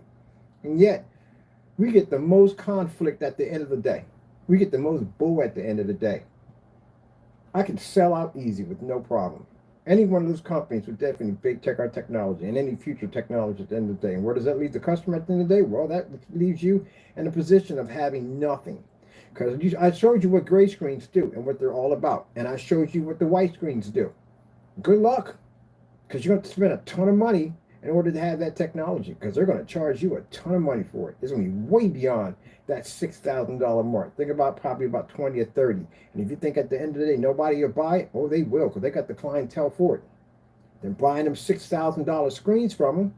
Somebody's buying them. That's like I saw somebody talking about Bugattis. Like, who's going to spend $500,000 for a car? Oh, somebody's buying them. The company's there. It's doing well, so somebody's buying them. Oh. Man. There are some days, boy, I tell you, that when I got to deal with the bull crap at the end of the day, or people want to doubt my technology at the end of the day, there are some days, and I excuse my French, where I just like saying, screw y'all. I'll sell my stuff to the highest bidder. I know what my technology's worth. Seeing that screen we beat at $6,000, are you telling me at the end of the day we're selling our products that low? But then we try to keep our products to the point where everybody can afford them. But we got to deal with the crap that come with it. So if I sell out, then I'm a heathen at the end of the day. I'm this, that, and blah, blah, this, and blah, blah, that. I don't think about the small man. I'm all about money, da, da, da, da, da. We got to hear that at the end of the day. And if we basically keep our prices low, then we're this, that, and the other, and blah, blah, blah, this, and blah, blah, that. You can't win, you can't win, you can't win. You know, it keeps my faith alive. Sometimes I tell you, when it gets to this point, God does all he can do, but sometimes there are days where I just feel like, man, I'm going to sell out because I'm done with this mess. These people don't appreciate jack at the end of the day. We work hard and make good technology for them at the end of the day, and you don't appreciate it. And you got companies up here making $6,000 for the technology, and yet we can take them out easily. We give you technology that can take out them screens. So which would you rather do? Deal with us or deal with them? Because either way, you can't afford them if you can't afford us. And we try to keep our prices low so everybody can afford them. A guy, Mickey D's, can literally go in and afford a screen that's powerful, more powerful than a $6,000 screen. Think about that. $189. That's what we charge for a 24-inch screen that paints a 127-inch. Think about that. Because it goes through my mind all day long when I see these certified screens up there making tons and tons of money at the end of the day, and my technology could be there. It's not so much the money at the end of the day, it's the credibility that basically we deserve that credibility. Why are we basically the underdogs? Why are we the ones that got to be pretty much looked over when we're the ones basically that can prove our technology that's designed to do what it's supposed to do? Tell me if you're going to take that $6,000 screen outside. Can't do that. You're stuck to the wall.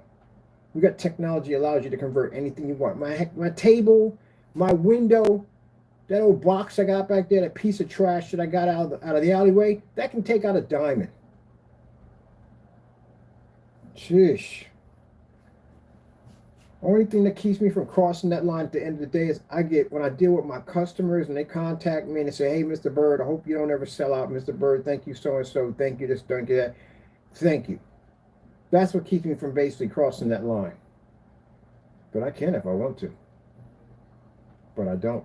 Because if I do, that means what's going to happen to the everyday Joe? He can't afford that $6,000 mark. And if they get it, you know what they're going to do with it. So we basically just have to stay where we're at. Because that's where I plan to stay where I'm at. Because if I do charge the price that they're going to charge at the end of the day, that means no one's going to be able to afford it at that point. Only the rich are going to be to afford it. And they already can afford enough already. They already got enough toys as it is. I can't stand when you go on Facebook and you see this huge, massive, like, destroyer, like a yacht, giant yacht. And only they can look at it. We can only dream about it. That's basically about it.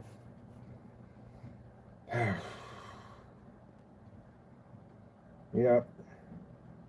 I'm just being human with you. I ain't going to come on here and be fake about it. I'm going to be human with you. And that's how I feel sometimes.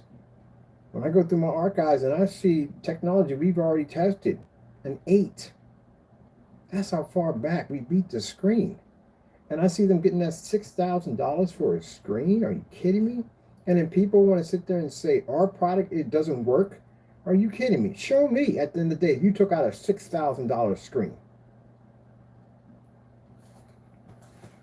Oh, my. Can't believe that much money they're getting for that screen. Do you have any idea? When people sit there and say at the end of the day, oh, you just, no. Do you have any idea how many people I can feed with $6,000? That means every time one of those screens are bought, that's, good God, that's book bags for kids. They can't afford them to go to school. It's sneakers, it's school clothes, it's transportation for people who need to get back and forth. Some people don't have the money for transportation. They go to places that actually give them money for transportation. It's just so much stuff I can do with it to help other people out. But then again, if I go down that road, that means that the everyday Joe can't afford the screen because it costs too much money. Rock and hard place, pretty much. So now you see why the industry hates my guts. I can see why. Yeah, because if we basically get this screen where it needs to go, it is going to put a huge thorn in their side. Can't sell a $6,000 screen anymore if someone else has a screen that's better. There it is right there. That's better. No one's going to pay for it. Yeah, sorry about that, people, but it just gets my goat sometimes. It really does. It gets my goat. Here we're at the lights out, and it's not even picking up on the screen. It does get my goat sometimes. When you spend majority of your life working on the screen and trying to perfect it to get it to where you wanted to get it at, and these jokers are sitting here getting freaking $6,000 for a screen. Ugh. Yeah.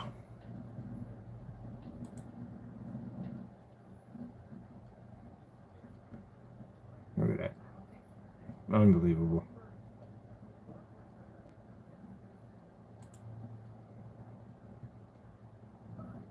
Outside.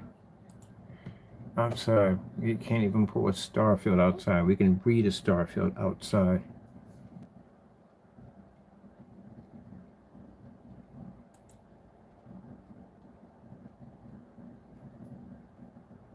$20,000 to 1 contrast projector.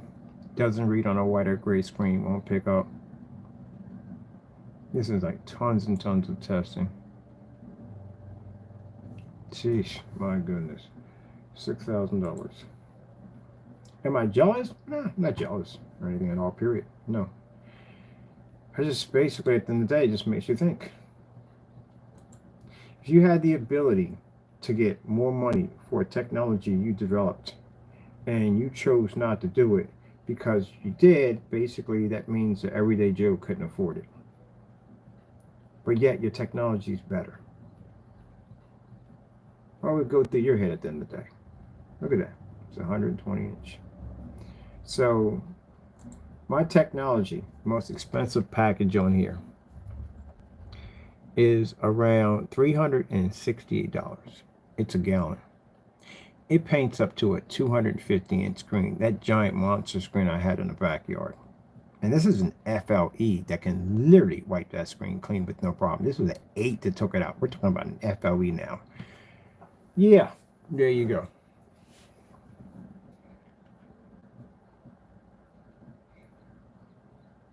I can literally go to my archives and find that screen. Oh, let's see what other gems we got here. Yeah, that's Screen Innovation. Well,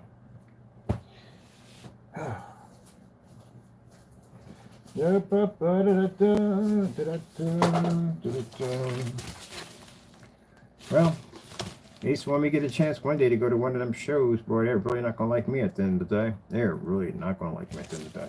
Because definitely I'm going to be cutting in their profits. I do know that for a fact. So they're not going to like that too much. Because, you know, what's the point of paying all that money for a screen when you could basically do our technology for much cheaper? So my panel that I have here, and now I know what it is because at first I didn't know what it was. This is a 0-inch panel. That's literally what I have. Yep, that's it.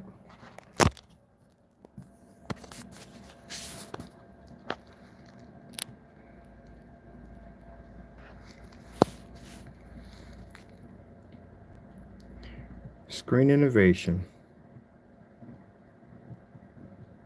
So that panel you saw me putting up on the screen, yeah, that's Black Diamond.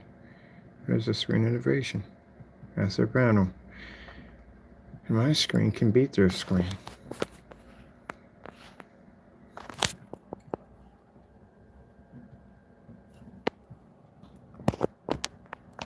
Now, do I think that, well, this particular person, I feel he does. Do I feel these people deserve to charge so much for this screen? Yeah, they do. I mean, they worked hard for it. They built it from the ground up. They can charge whatever the heck they want to do parts for it. That's their business at the end of the day. But the fact that I had technology that's better than theirs, and I basically charge way less than their screen. You see where it says $5,685? Even if you take off the $5,000, my screen is still less than the $685. I understand that. So, you know, I'm sitting here going through trying to back my product up and back my product and back my product up when all I have to do is just get one promoter, that's it, and basically back up my screen to show that it does exactly what it's designed to do, which I already have a distributor lined up for one of our screens. That's all I have to do, and that's it. It's lights out, ladies and gentlemen. That's it. They can promote my screen as being the most advanced screen, far better than theirs, and they can basically go in and back it up because we can do the test demonstrations, which we've done already, to back up the technology. Man. I'm about to have a little heart attack here right now.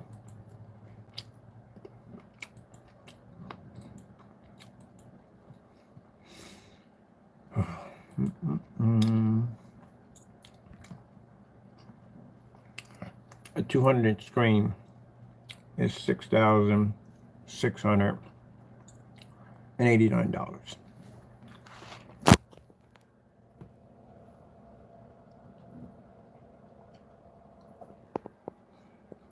And a 250-inch screen from our company is $380 something or 60 something, 62 something dollars. I'm on that price. Either way, that's what we charge. Yep. So if anybody sits there and says, "Oh, I'm not jealous at all," period. I'm not jealous one bit, period, at all. It's just shocking that we charge that less for a screen, and we literally have tested these screens already. So that's what I have underneath here, because they didn't give me any paperwork. They didn't give me nothing with the screen. I'm like, what do I have here? And then I knew I'd ask for the latest. I'll ask for the latest and best screen that they have, because what's the point? I mean, if I only get one chance to get one of these screens again, I mean, there's a chance I got a chance to get one of them again. So I asked for the latest and best one they had. So it was a 0-edge. That's what I have. That's what explained the reason why when I wanted to go turn to the side, the screen didn't have any angle gain or nothing. It didn't go dark. It just stayed just the way it was. And I was like, oh, shoot. So yeah, that explains a lot. I got a 0-edge underneath the desk. And the daylight screen, we tested already. I had that already here. That screen is $6,000. That's the one you just saw, the 8. Over here we have Screen Innovation.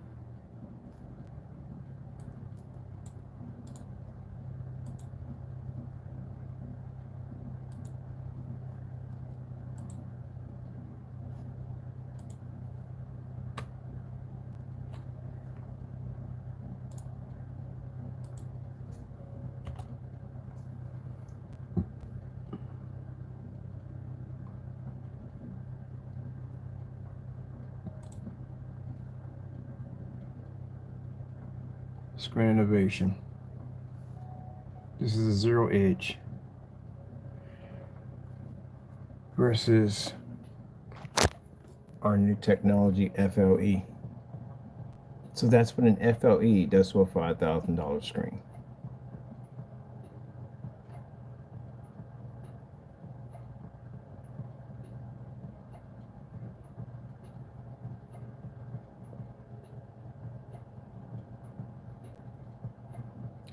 So next time somebody wants to sit there and tell me at the end of the day how my technology is this, that, and the other, I got to tell you something right now. Boy, you don't know jack at the end of the day, because that's a $5,000. That's a gee whiz on how much we charge for our products. Yeah. Yes, sirree, people.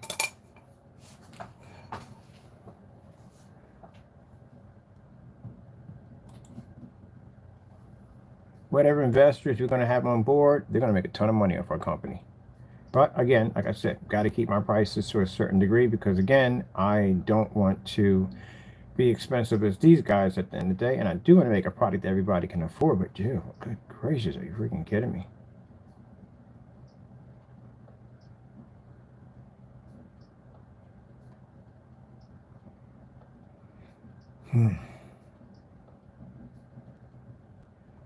Well, I'll tell you one thing about Screen Innovation.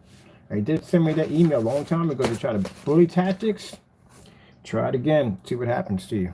Okay, don't do that again. Don't ever say, I was young at the time. Well, I was still older, but I was young. I didn't much experience in the business and all. And basically, I abide to it, because again, I didn't do anything wrong. I just did a side by side. But I got a little message for you. You try that again and you're going to regret it, because you're not doing no bully tactics. Don't try to tell me to pull my videos down at the end of the day. It's a side-by-side demonstration at the end of the day. You know, that nonsense. That's one thing I said. I respect the technology, because again, they make good technology, and they really do, and they are responsible for our black technology. They are, because if it wasn't for them, I wouldn't have saw the future. I just didn't like the bully tactics that they used on us. And at the time, you know, I didn't know much about the business, and, you know, I took it, you know what I mean? But I'm glad I had that email that they sent to me, because again, I said, when they contacted me, I thought it was my buddy playing jokes on me, and I said, do me a favor, send me an email with your watermark on it so I know it's you. Because I thought somebody's playing trolls on me, trolling on me. And so when the guy sent the watermark and said that, hey, we're checking out your product has potential, you know, you can't do anything about that. And I'll tell you why. And the lawyer sat there when I talked to him later on about it. Said, you didn't have to do jack. You didn't take down no videos, nothing. That was a bully tactic. He said, because first things first, if they felt you were slandering them, they would have never sent you an email telling your product had potential. Who the freak sends you an email and says, hey, your product looks fantastic, it has potential, and then later on hits you with a cease and desist order to back down? No. It's because they didn't get what they wanted. That's what it came out of it. So you can't do that. You can't say, oh, your stuff looks fantastic, and then bam, hit you with a cease and desist order to basically pull your stuff down. But this time around, I'm a lot more smarter. So you try that nonsense again, and yeah, you're going to have some problems on your hands, because I'm definitely going to take you to court. I'm not going to play that game at the end of the day. I'm not. My product's better than yours. I pull an infinity contrast level. If you're going to sit there and say at the end of the day that's not true, hey, I'll take you in any courtroom at the end of the day. At least you got a black screen today, you can back that up. But since you don't, then guess what? We are the only ones who have the infinity contrast level. And once the Infinity 7 launches, I'm taking any company to court that makes a claim that they have a black level, because you technically don't have it. What I just showed in the demonstration, let me pop that up in the courtroom, and I guarantee you lose. Any certified screen. That's the one thing I said that I didn't like what Screen Innovation did. I do respect the technology. I do respect the grind and the hard work. I do respect that. When our technology comes over, I give it credit for what it is, but to sit there and say that it's better than my technology, no, you're not better than my technology. The whole purpose of your technology is to pull heavier contrast levels. We own that field, so you can't say that. So do you know that because of, and that's why I said for the naysayers at the end of the day, it's never about you. Please get it out of your head. It's never about you. It's always been about me and Screen Innovation. That's what it's been about. You're not even involved in that world, because you don't even, not even a part of that world. But it's about them. Every screen that I develop is designed to take out a black diamond. Every single one. That's why. Because of what they did. So you buy a screen and do a comparison next to a diamond, that's going to take it out. Every single one I design. So for this time around, I have one. I have a diamond technology on me. And that's why when we develop the TV technology, I'm going to send them one. If I don't send anybody else one, I'm definitely sending them one. It's not to basically, in a way, it's to show them at the end of the day that, you know, we're not ones to be messed with at the end of the day. But it's also, too, to get his brain to click and to maybe develop a black screen. Because if anybody I want to see a black screen being designed, I would love to see one by Screen Innovation. See, it's kind of like a, I don't hate them, but it's kind of like I don't like what they did to me, but I do respect their technology. The technology is good. It is. That's what made me change and turn to black technology, darker technology, because of them. But I just don't like the way they treated me. That's all. I would never work with them, never do business with them, ever, at all, period. As a matter of fact, I wouldn't do business with any certified screen ever, because I know what their intentions are. The intentions are is to drive the price to the roof so nobody can't afford it. Only certain clientele can afford it. And it ain't fair. Wouldn't it be nice to just go to an expo one day, see new technology, and know you can afford it? Wouldn't it be nice? Instead of going there and going, what the freak is that all about over there? Really? Do you see the price tag on that thing? That's insane. Yeah, again, that would be nice. I would love that. But anyway, that's the reason why, you know, with Screen Innovation, I could have spent, when I first saw their technology, I could spend 8 years complaining about why great screen paints are better than their products at the end of the day, and why their products are this and why their products are that. Now you gotta accept good technology when you see it. That's what makes you evolve to better technology. If you sit there and complain about something, you'll never go anywhere. You'll be in the same spot. 5 years to go by, 8 years to go by, you'll still be in the same spot with the same old technology. Like we were when we had the Digital One Crystal Screen Paint. I could have sat there for 8 years and complained. Or I could have basically rolled up my sleeves, worked hard, pushed hard on my faith, prayed to the Lord, and got what we have now, which is a black technology, which is more advanced than their stuff. Got to work for it. Got to. So now we ever get to an expo, I guarantee you, our screen pops up, they're going to pack up and leave. There's no way in the world you can have your screen around a black screen. That's virtually impossible. Not going to happen. But right now, since we're not in any of them shows, we're not considered to be a threat to them. Since we're not in the mainstream yet, we're not a threat to them. We get into the mainstream, we end up in one of those shows, yeah, we become a problem for them. And right now, they're making tons and tons of money. They're not thinking about me at the end of the day. They're making tons of money at all at the end of the day. So they're not thinking about me. But I get myself into one of those CS or what they call them, shows, whatever, and I pop over there, Yeah, I guarantee you they pack their stuff up and they'll leave. I guarantee you. What are you going to advertise on your screen? We got better color? No, we got that at the end of the day. We have ambient light rejection. We got FLE. You can pull up in fully lit environments way beyond your environments. We can even go outside. We take the screen outside if we want. We're ultra short throw compatible, so we don't need a special projector for that. We don't need special contrast. Our screens are automatically black from the door. So what are you going to advertise about? We pull heavy. Well, nope, that's us. That's us. We got the Infinity One. So where do you go? Well, we got the best white levels. Not really. White screen got that one. They hold the reputation for the highest white levels. Where you going to go? There you go. Can't be in there talking about color and contrast and all that stuff. And then we're using old crappy beat up projectors and we're still out beating your screens at the end of the day. You know what kind of projector I was using? The demo. Oh, gee whiz, the projectors we're using that demonstration were trash. They were old projectors. Gee whiz, I had a ViewSonic projector that was 600 by 800 res, 720p, and SVGA projector in there. Yeah, that's not going to go well for you. Well, how much, Mr. Bird, you pay for your projector? $150. How much you pay for yours? $50,000. There you go. There you go. Yep. Or we could have just went the route they want, developed this really high-end black screen, use this expensive, crazy, insane projector attached to it, put it in an ambient light controlled environment, and told you that you have to calibrate your projector. You want to color it? No, not doing all that.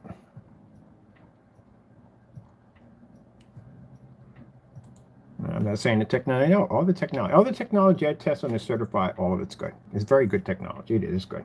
Just so we pick up the Infinity. That's why.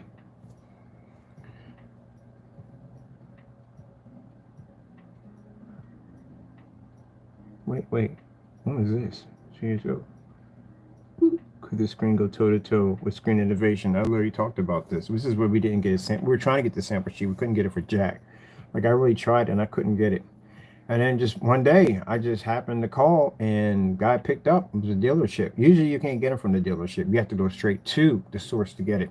That's where that's where my buddy got the first one from. And I just happened to pick up the phone at this dealership and asked the guy that he had like one of the samples. And he said, I don't know if we have any in there. I can check and all. And because we had, I can't tell you my, that's why I covered it up. I can't tell you my my middle name. I got 2 first names. I actually got 4 first names. So I got 2 other names. But anyway, they don't come up anywhere. I use them from time to time. It's rare that I use them. But I had to use them because they knew exactly who I was. So they can't lie and say, well, he tricked us. He basically used 2 fake names. Oh, no, buddy. They are my birth certificate. They are my names. So they can't get around that one. They're mine.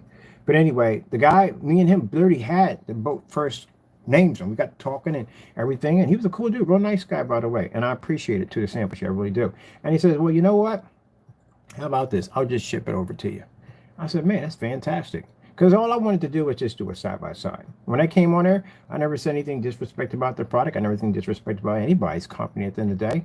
It's a good product. I give it respect on it. It's a good product. I just want to see if my technology can take it. How far did they advance from the time last time we met? And can our technology still be able to overpower the screen? So I found out. I got my wish. So it was real nice.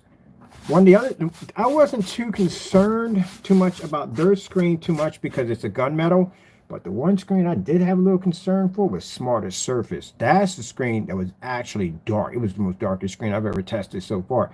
We were able to take it, but still, it was interesting. It was really interesting. That's why I said, man, that screen would give you somebody a good way to go. Let me see. Smarter Surface projection screens. You got Stewart. They're located in England. Anybody, you gray screen paint makers, you want to challenge something in the day, go contact them. Very polite, very nice people. Treat them with respect because they're very nice. And go contact them and get the Surface. There's actually 2 of them they make. Get the black ones. One's free, and the other one is 99 cents. It's just $25 you pay for the shipping. Shipping's not that long when it comes from Ireland. It's pretty fast, and you'll have it in no time at all and do the demonstration live. And since you want to go in about how you have contrast levels, go against that and see what happens. Because, yeah, it's good. It's actually really good. Stewart screens. Does Stewart have a Daylight? I see Daylight has a... Well, we tested theirs already. And we did screen innovation. They said Firehawk had a black screen or a dark gray screen, which I'm curious. See, For us, with the black technology, this we can easily take. But the gunmetal interior, this is where the ruffles are going to be. The ruffles are going to kick. They're going to kick on this one, and I'll tell you why. Because you're talking about, we're marketing the interior under 300. So a gallon's going to be 300, and in between that, it's going to be 300 and down. The most biggest screen you get is a gallon, and it's going to be able to outtake these screens. So it's actually much cheaper than the FLE because we consider it to be our white screen. We consider gunmetal to be a white screen for us because we're used to developing black technology. And this is where we might get a sellout point, where they might say, hey, you wanna do business? You wanna sell out? No, we're not doing any of that. We're good. Because I don't want to get involved in all that. I gotta update this over here. I'm just trying to update this one. I got caught up in this. I was updating this over with the Christian Dedicated, and I got caught up in this right here. Whew, man, look at this 120-inch screen. They want $660 for a 120-inch screen. I bet you that's a white screen too. Hold on for a minute. I'm gonna look at something real quick. I'm gonna look at smarter surface. Did I get that right when I said smarter surface? Or did it get me right when I said smarter surface? What do we get? Smarter surface. Did I get that right?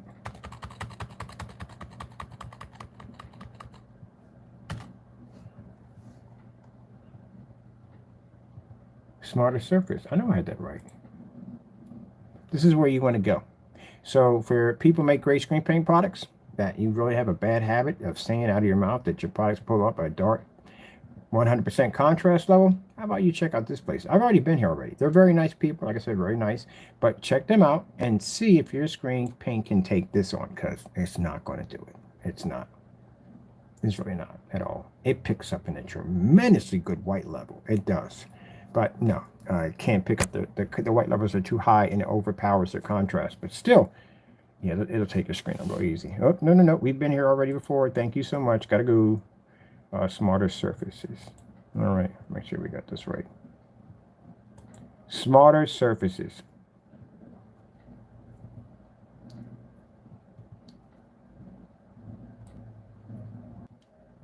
I got run over by a reindeer walking on our house Christmas Eve. Okay, let me see.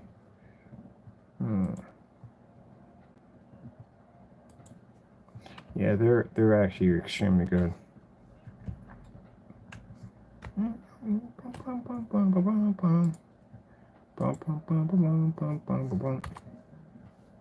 we go. See? I told you. I back up everything I do.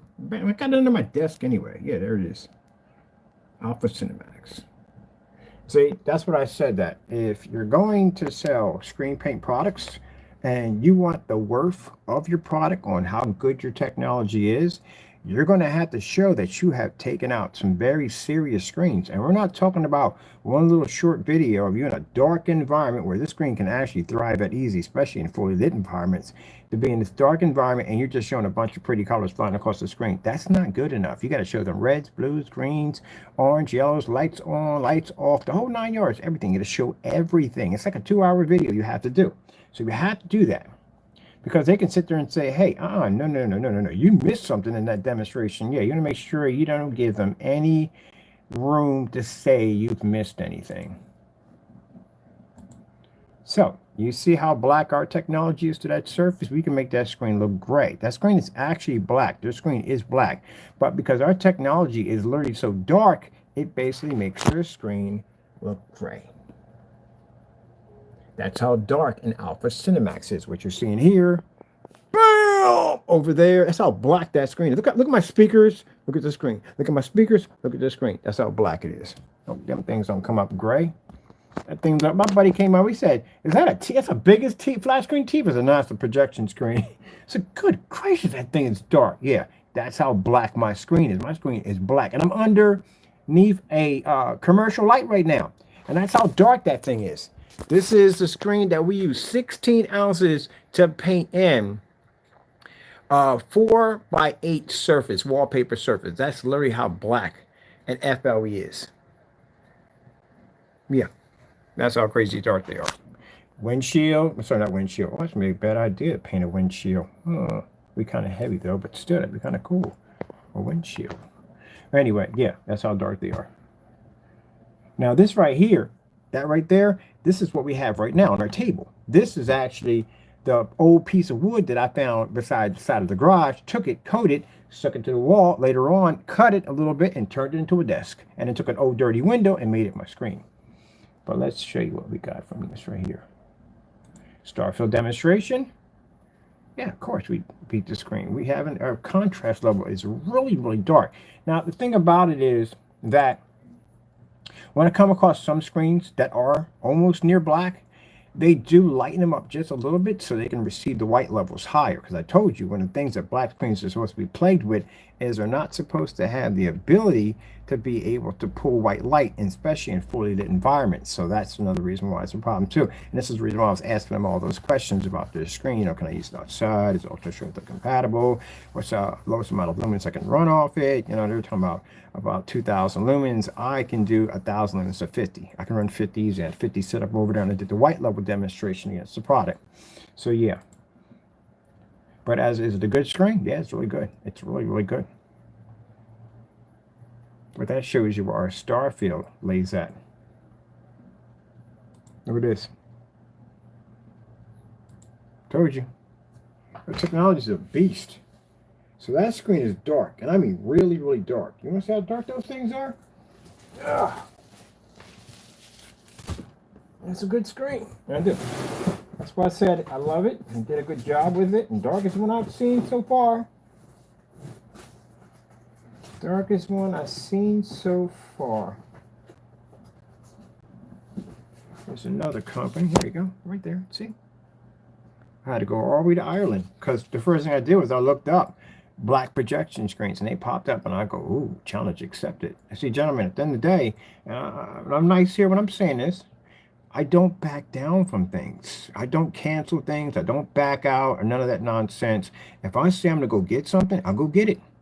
I'm not going to sit there and make 100,000 excuses of this, that, and the other. I go get it and get it done, get it taken care of. Just like that black version of that Apple barrel. Guess what? I went and bought it, ordered, did the demonstration, done. I saw this company. I said, oh, shoot, man, this is beautiful. I definitely got to do this demonstration. That's how dark they come up.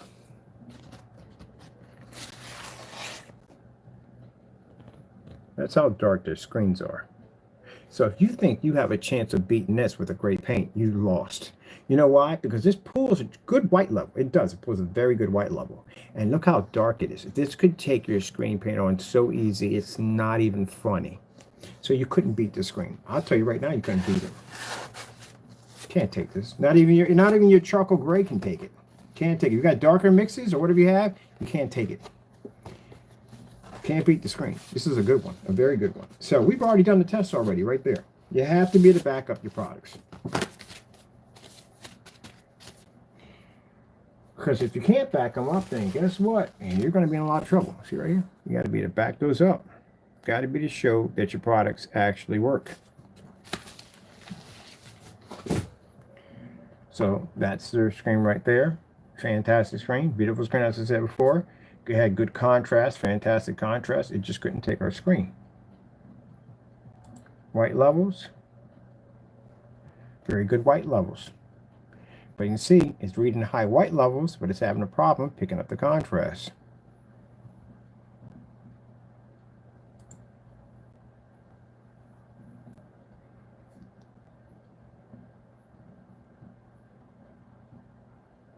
And their screens are, this is actually the screen paint. They make a screen paint. Yeah, that's a screen paint. It's not a physical screen, it's actually a screen paint. I think it's a screen paint. I'm looking at that screen paint.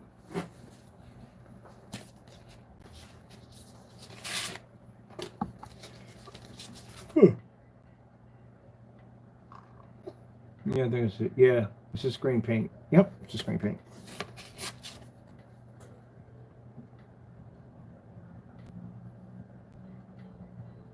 Screen paint. See?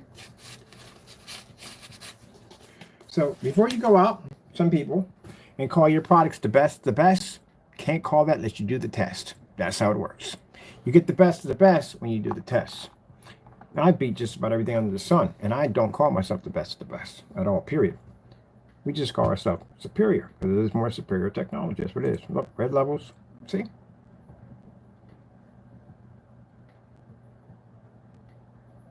Blue levels. See? Same technology I got sitting on this table right now. That's the same technology to beat that screen.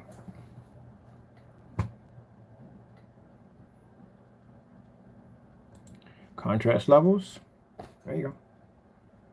So when you do those tests where you just have a lot of pretty colors running across the screen, that's a fail, automatic fail. And the reason why it's an automatic fail, due to the fact that you have to show different levels, blue, green, reds, different colors, how the color is going to reflect. Sometimes you can't see the failure in color until you actually see the one solid color. That's why we do the one solid color red, because then you can see the failure rate. When they show a bunch of colors running across, how can you basically actually tell what the red's really going to look like when it's just sprinkled throughout blues and greens and purples? You really can't see it that well. But when you have one solid color, then you can see how your projector sees red on your screen. That's why we do solid colors.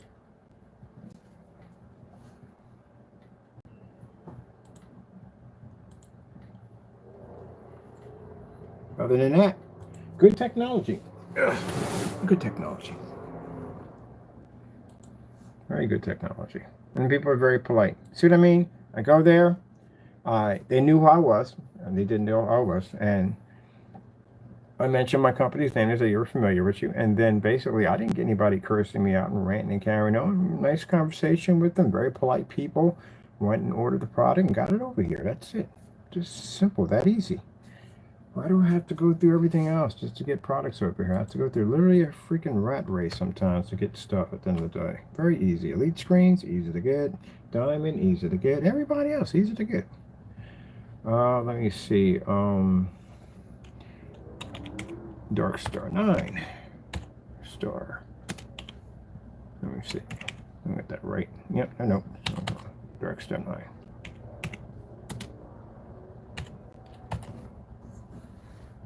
Screens, Dark Star 9. There it is. There's the Dark Star 9 right there. That was on a 38 Black Widow. There it is, right there. So that 38 Black Widow does to a Dark Star 9 and Daylight screen at the same time. So you have $3,000 and $6,000. So it's $9,000 laying against our screen right now.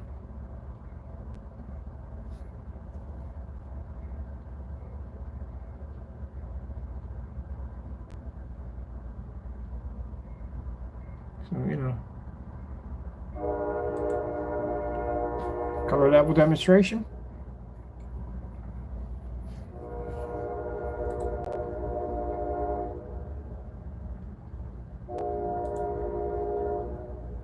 White screen first. We always call for the white screen because the white screen allows me to be able to understand what I'm working with. If that screen comes up with a tone like ours, we got trouble on our hands because again, that means that screen has the ability to blend with our screen. But if it's not as dark as our screen, it's going to suffer in its contrast levels. But when we do the screen, the white levels come up too high. When the white levels come up too high, people look at our screen that comes up a little bit darker, they go, well, your screen's going to fail because the lighter screen is going to be to produce the higher color. No, it doesn't work that way.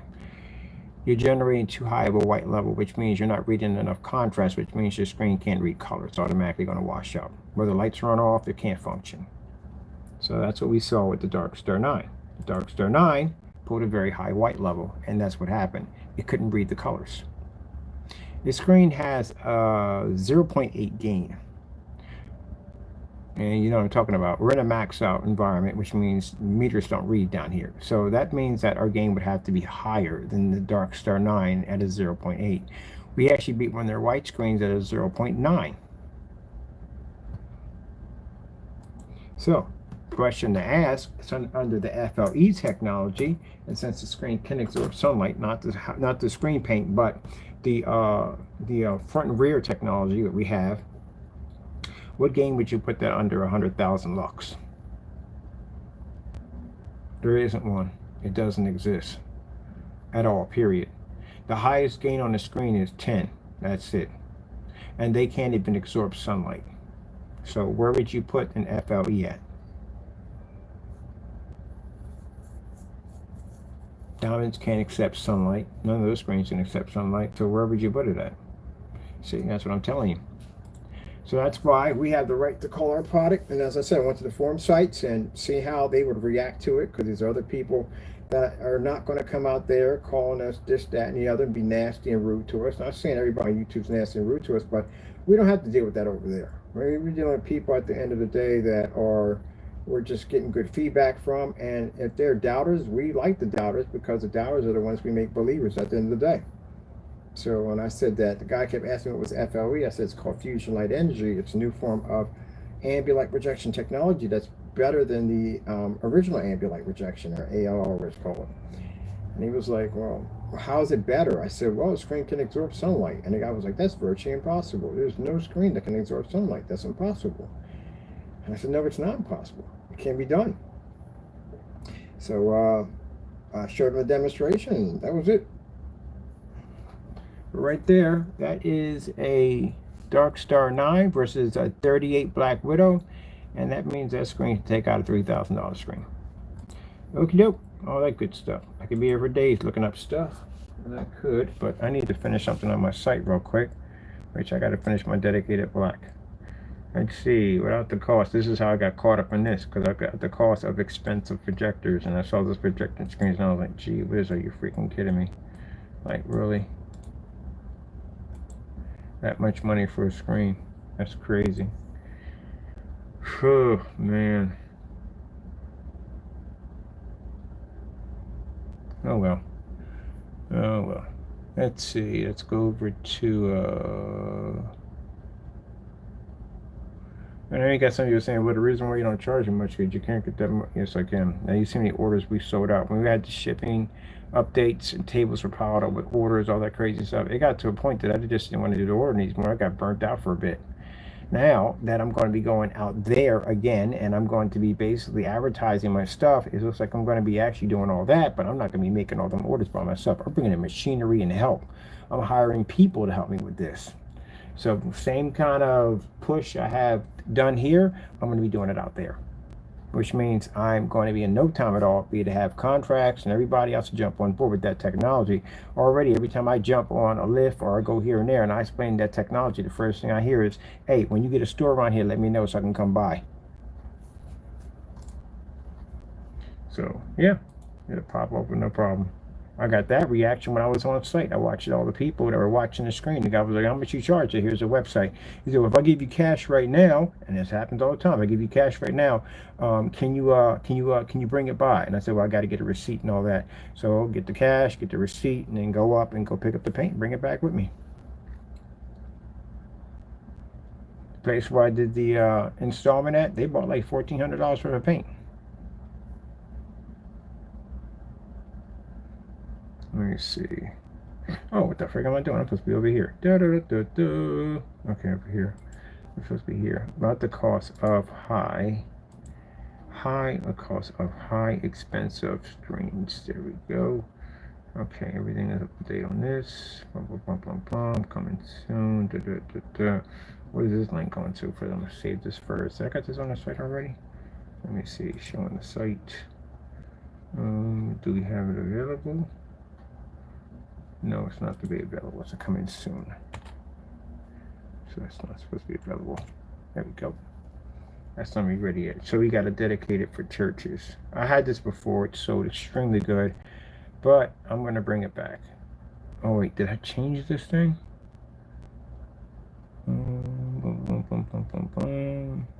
FLE, yeah, this is it right here. Okay, cool.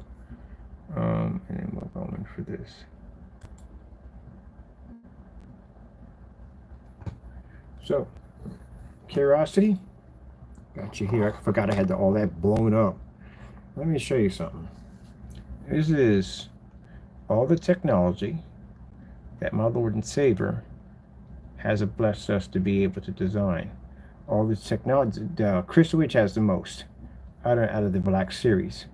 All this technology has taken out certified screens, has been used inside, outside, has been on customers. I got so many customer demonstrations on all my products, it's not even funny. Inside out, you name it, it's been done. That's literally how much product I've developed. And we're getting there. These right here would be the Phantoms. You got Phoenix,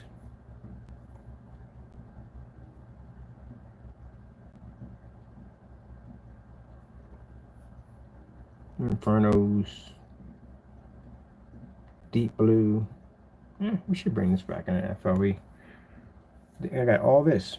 I memorized the ingredients for all this technology. All this was given to us by God. Oh yeah, it's a lot more than that. We're still going. Still got more to go. No more to go. There we go. Keep going. Got a little more to go. Invisible technology. Yeah. We got a 1 quart aqua blue. Is blue technology we developed. So this is what I can't understand. We're not in there at the bottom. We're nowhere near the bottom. And I'll show you why we're nowhere near the bottom. See my meter, my marker right there? We got to go a little farther before we hit the bottom. So we're still going on our screen paints we have. So let me get this straight. When I sit there and say at the end of the day, and I'm not being rude here, people can take it the wrong way if you want. You have the same screen paint for 5 years. Do you have any idea how much technology I've been blessed to be able to develop? All these products here have tests underneath of them. Every single one of them. How do you think I got 10,000 videos and beyond that? I think I might be at 10,000 videos something. But anyway, how do you think? So let me get this straight. All this product you just watched me push down on, I've tested all of this stuff. All this stuff has tests underneath of it. And we can't get tests for some basic paints? Are you kidding? This is why at the end of the day, and I sit there and tell you that they're not doing their job. And for when I show you the shipping updates, and you see all those tons and tons of containers all over the desk, on how much paint we're pushing out, how much paint we're developing, that's what was getting our work in. And you mean to tell me that they got the same products? You don't have testing on your products, and we have this much testing done. I'm not even at the bottom yet. We're still moving. We're in 9s right now. This is AR9 technology. Right now we just hit. I think we go as far as 7s. And keep going down. I can take any one of these ingredients. We got a cookbook of this stuff. And I can basically convert this to FLE technology.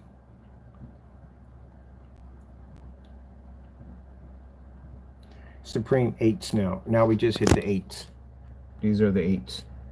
And Supreme 8 was the technology that you watched there take out a $6,000 projection screen. Supreme 8 was a screen that basically we painted outside into a screen. Those was 8s. And keep going. The 8s. Wait a minute. The 8s. Now we're at the 7s. These are 7s now. These are Supreme 7s. So when I sit there and have somebody tell me that I don't have experience in my field, are you kidding me? All this technology is tested. Every single one of them is tested.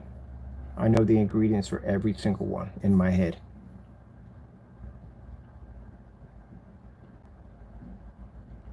Still going.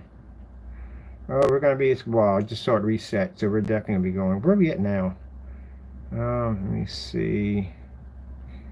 We are where?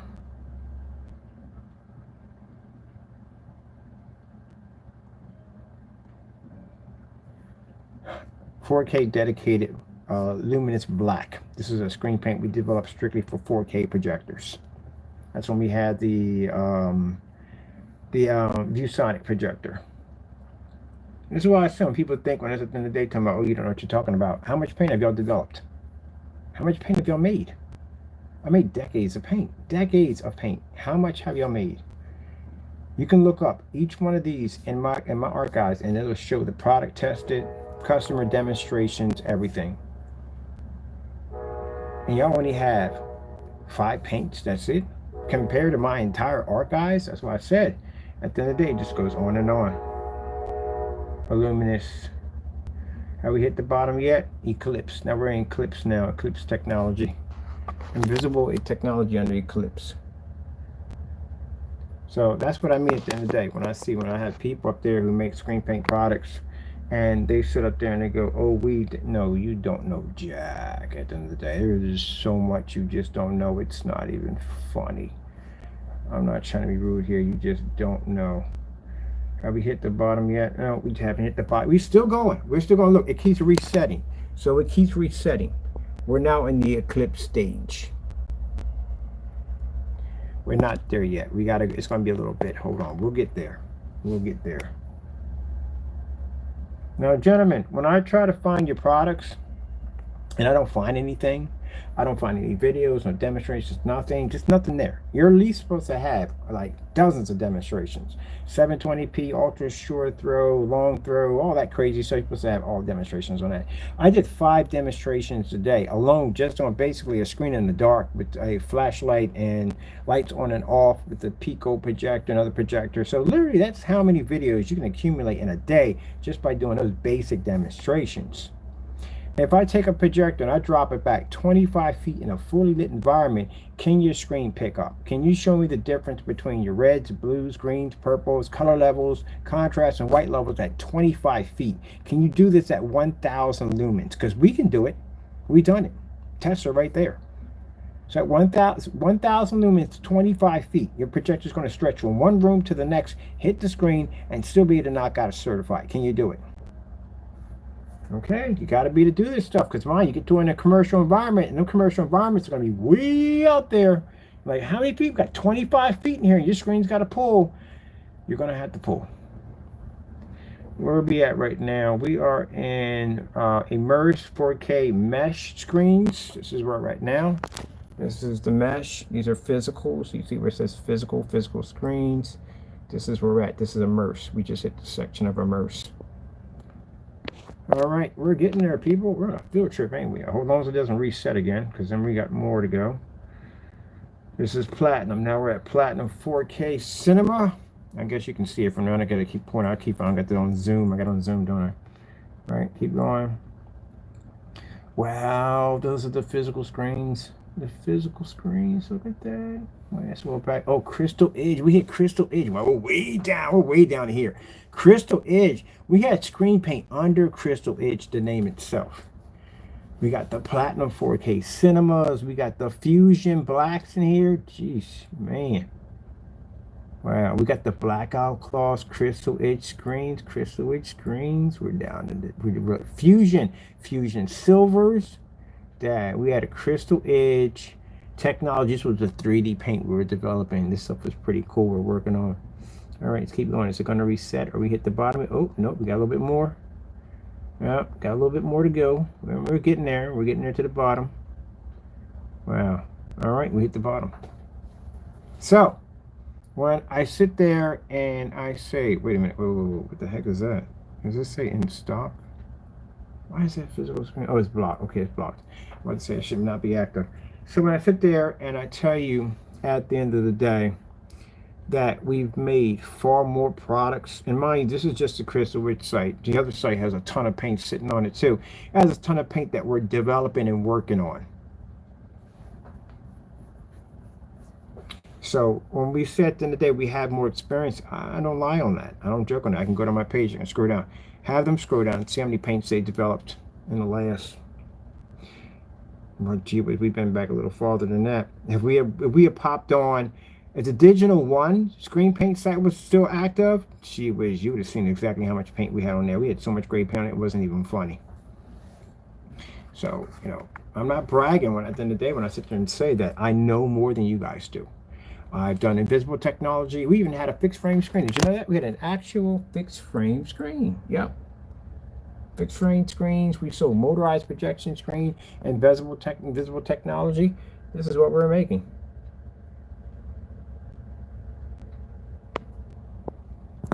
Yeah.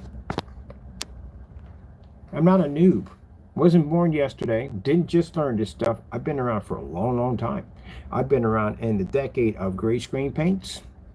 I've been in the decade of gunmetal technology, way before you guys ever even had gunmetal. We had it under D5K, D6K technology. You guys never even had it. That's how we bumped into diamond. We had black technology 8 years ago. We can go back 11 years and show you 3D technologies, not even requiring glasses. I did that in a demonstration showing some stuff that we engineered back then. We just never got around to doing it. Back burner technology. We just never got around to, or back burner technology, because we never got around to finishing it at all, period. Maybe I'll go back to it later on. I don't know. We got 3D mapping now, so I might as well just play around with it and just develop it again. But I can go back to any of this technology, any of it. All this technology we got here is designed to take out certified screens. So I can go back to any of this old technology and upgrade it under FLE. Like right now, the technology that I have, the Spartan, all of those, That's part phantom technology. The technology we have under the Alpha Cinemax, it's an upgrade of the dedicated Cinemax. It's a better version of it. So again, people who hated on my products, where were you at when I was developing all this stuff? What the heck was this right here?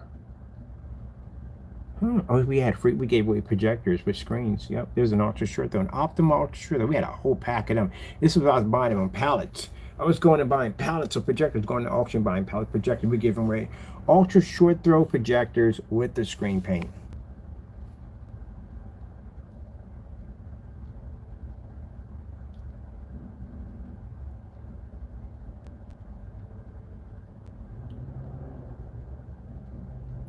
Yeah, all right, ain't it? You gotta have, this is a lot of formulas to remember, a lot of testing, a lot of work. I think people, when they see me now, they think that, well, you know, he hasn't really put his time in. I put my time in. I earned my place. All this technology you can take out certified. So it took all that work to get where we're at right now. And my next stage for now is, we did all this online. So how much you got to do to back your products up? It's a lot of work, a ton of work. It is. Yeah, it'll make a difference if you're sick or if you got a lung disease or whatever it is at the end of the day you're going through in life. You better pick up yourself by your bootstraps and get back there and get to work and get it done. Because no one at the end of the day is going to be to do better than you at the end of the day. You're the person who develops it. You're going to be the hardest worker out of the whole entire pack because it's your company at the end of the day. That's how much hard work I got to put in. So, you know, when people think at the end of the day it's wrong for me to defend my company, yeah, you know how much hard work I had to do? It's a lot of hard work. I'm not going to let somebody walk over top of me. It'll never happen in a million years. I'll fight it to my last breath. And I'm not going to let anybody buy me out. I'm not going to allow anybody to basically take over my company and charge people a ton of money. Yeah, I'm kind of sticker shocked by seeing how much money these people are making at the end of the day, and my products are better. But in the long run, we got a bigger picture. A bigger picture is to make sure everybody can afford it. That's what it comes down to. But I want you to see exactly what the hard work I put in. I'm not up here just mixing stuff together and doing stuff in dark environments. I had to do a lot of work to get there. A lot of work. I'm trying to remember when I first started. I think I can't even remember when I first started, but I know I put a couple of years in there, I'll tell you that much. Yep. Oh, we had dedicated theater paint too. But we don't need it now because the Alpha does all of it. All right, let me see. We have activated, what do we activate? It should come up on here.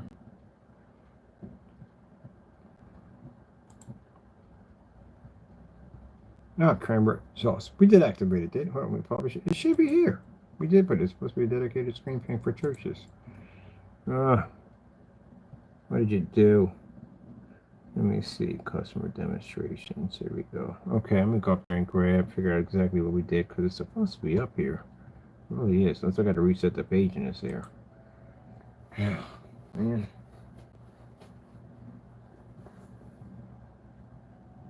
Let's see where we listed at. Pre-coated giant screen and all that stuff like that, dedicated paints and stuff like that. So reason why we built the other site, because I wanted a site separate from this site. Because we had too much going on in the site. There was just way too much. Here it is. It was way too much going on in the site. Why come this is not active? It should be active. Let me see. Are you showing? Yeah, you're showing online. There's a store. Everything's good. So that's good there. Maybe it didn't show. I'm going to have to reset the page to do it. Let me see. Let me go back to, where's the Chris Witch Cube at? Right here. Let's see where you're at. Let's see if you pop up in there.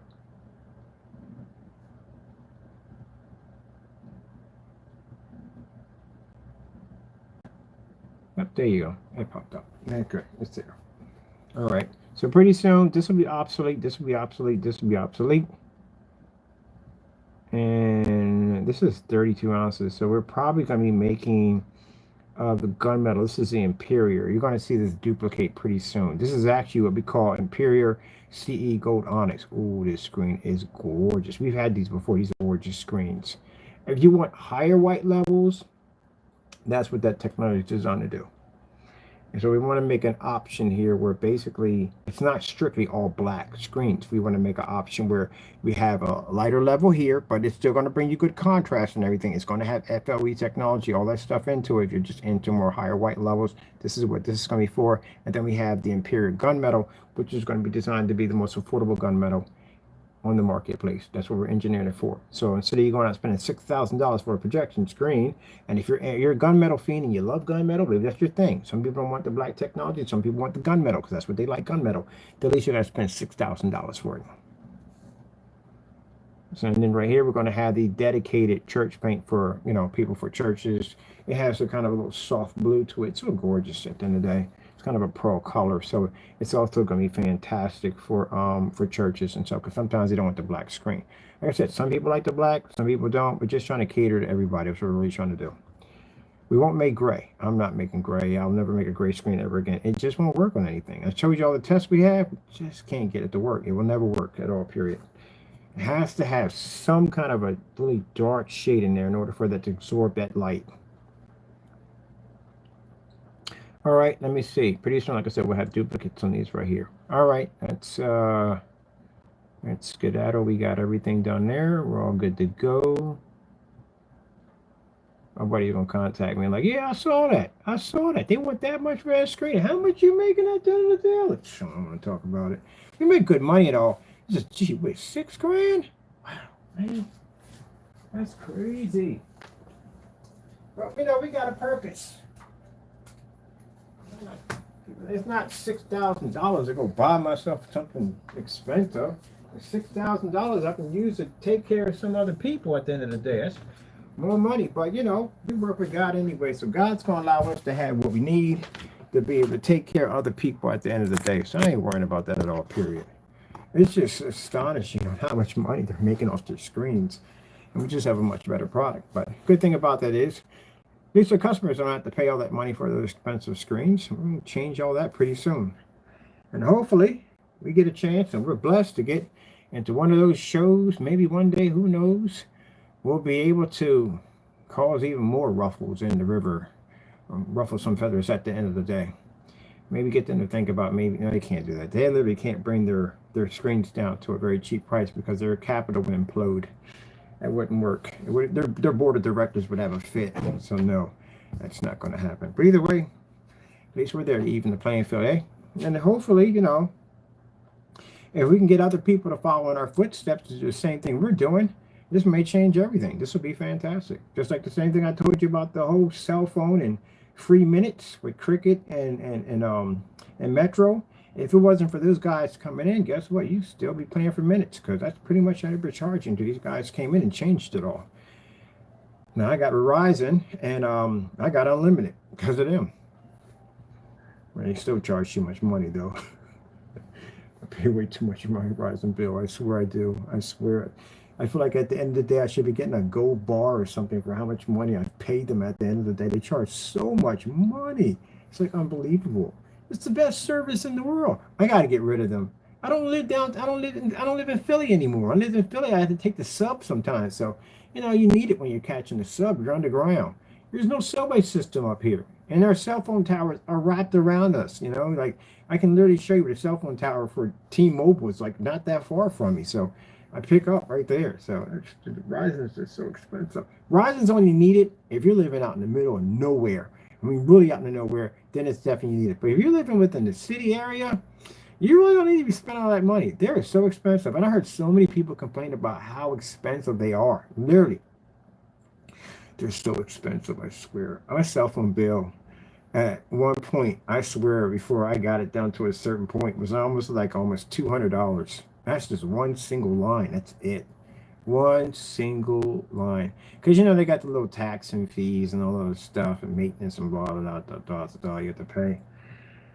Oh man, I'm going to Cricket. I'm definitely going to Cricket. Cricket, my bill is going to be like 67 bucks. It's just me. I'm the only one on it. I ain't got a family, so I ain't got a bunch of people on my line at the end of the day. It's just me. And I still got to pay for a second line anyway. No. I'm going to T-Mobile because I got T-Mobile internet in both my spots. So if I get T-Mobile, my bill drops even more because I got the whole package, and I need a second line anyway for the streams we got to do when we get on site, which I can't wait for that altogether.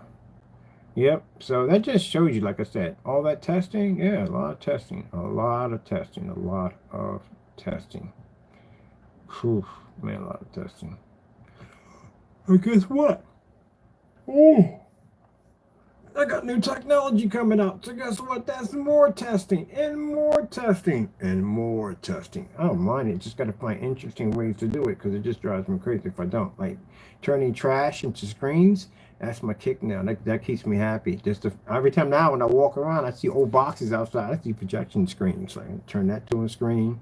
Somebody throwing out an old window. That's a projection screen. Somebody throwing out a whole door. As long as it doesn't have the smooth door. Oh man, my goodness, how a door is like 8 feet by, I think, how tall wide is the door? I think they're 4 feet by 8 feet. That makes a great 235.1 screen. You can literally, oh man, you can make a nice screen out of a door. A nice screen. It's a good size, nice and thick, a nice good wooden door. As long as it's hollow on the inside, because if it's too heavy, God forbid, you're like picking up one of them Shelby screens. But I was in the store and I was looking at the doors, and they have one where they had the pre-cut holes in them and ones without, and I'm like, man, this would make an amazing projection screen. I would stain the entire thing in like cherry oak wood, and then I'd put this nice frog tape around the edges, and then basically I probably have the stand made out of brass. Oh, it'd be beautiful.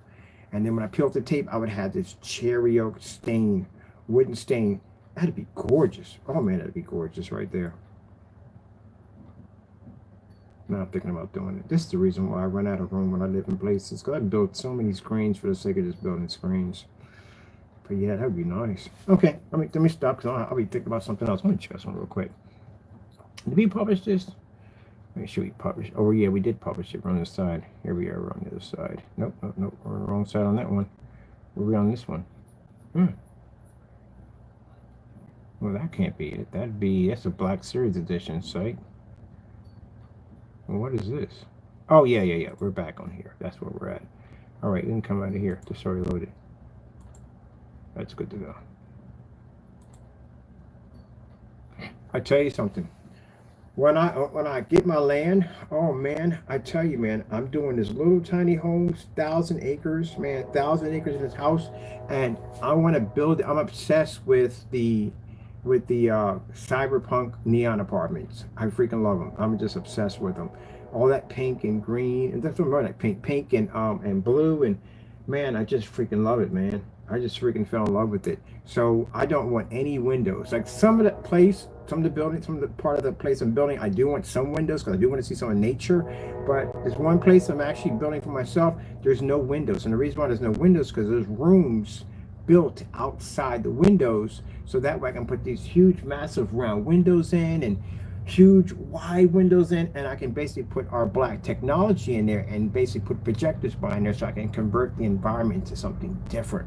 Because there's no point in having that cyberpunk apartment if you're looking at the world we have now. It kind of like defeats the whole purpose. You want to see flying cars and all this neon stuff, and with the technology we have, I can actually turn the rooms outside of the windows into little movie theaters, which means I can have the projectors all mounted where they can actually push right through my glass, which is where my place is going to be at, and I can actually turn those windows into any alternate universe. I can make it look like I'm actually orbiting and floating through space. That's what I'm excited about.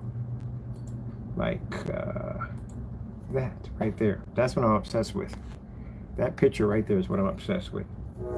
So imagine, instead of you looking out into the outside world, you can actually have, this is a giant projection screen.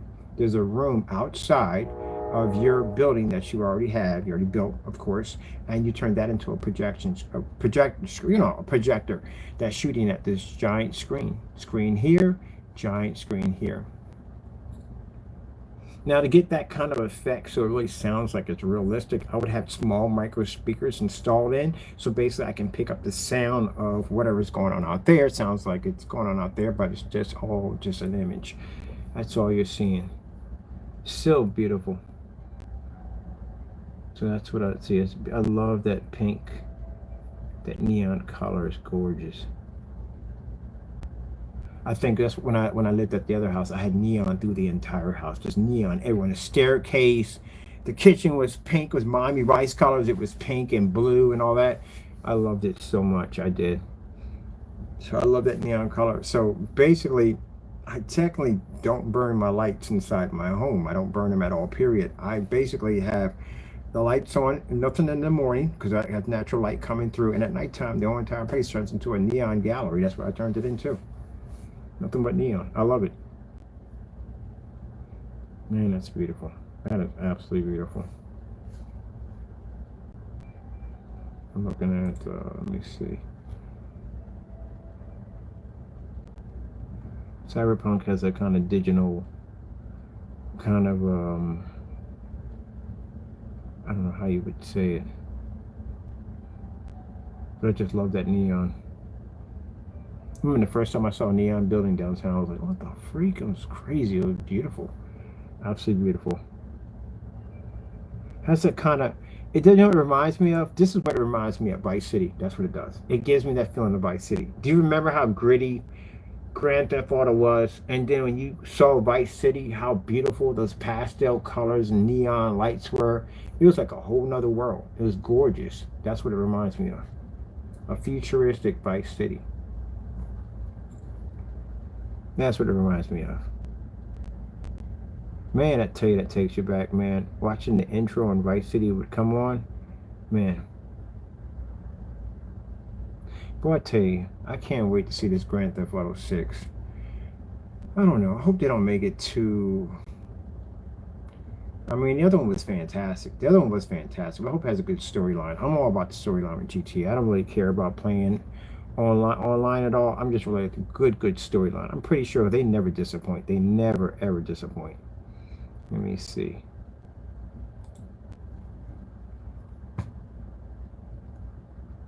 Let me see what we got here. Me up here. Pictures. All right, we're at sunset. This is what I'm playing right now. Can I open this one up, please? I want to open it. I'm playing this right now, right here.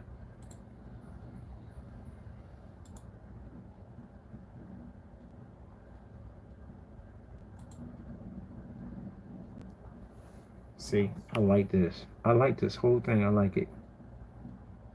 This is gorgeous for me. I love it. I like anime. I like the sunsets in anime. I love it. Next year, probably around in 2025, I'm going to Japan. I need to go before I pass off this earth. I ain't dying anytime soon, but I do want to go. Not a big fan on airplanes, but I'll go. I want to go. I want to go to Japan. I want to watch the sunset. See, that's what I like right here. That whole cyberpunk. I love it. It's beautiful.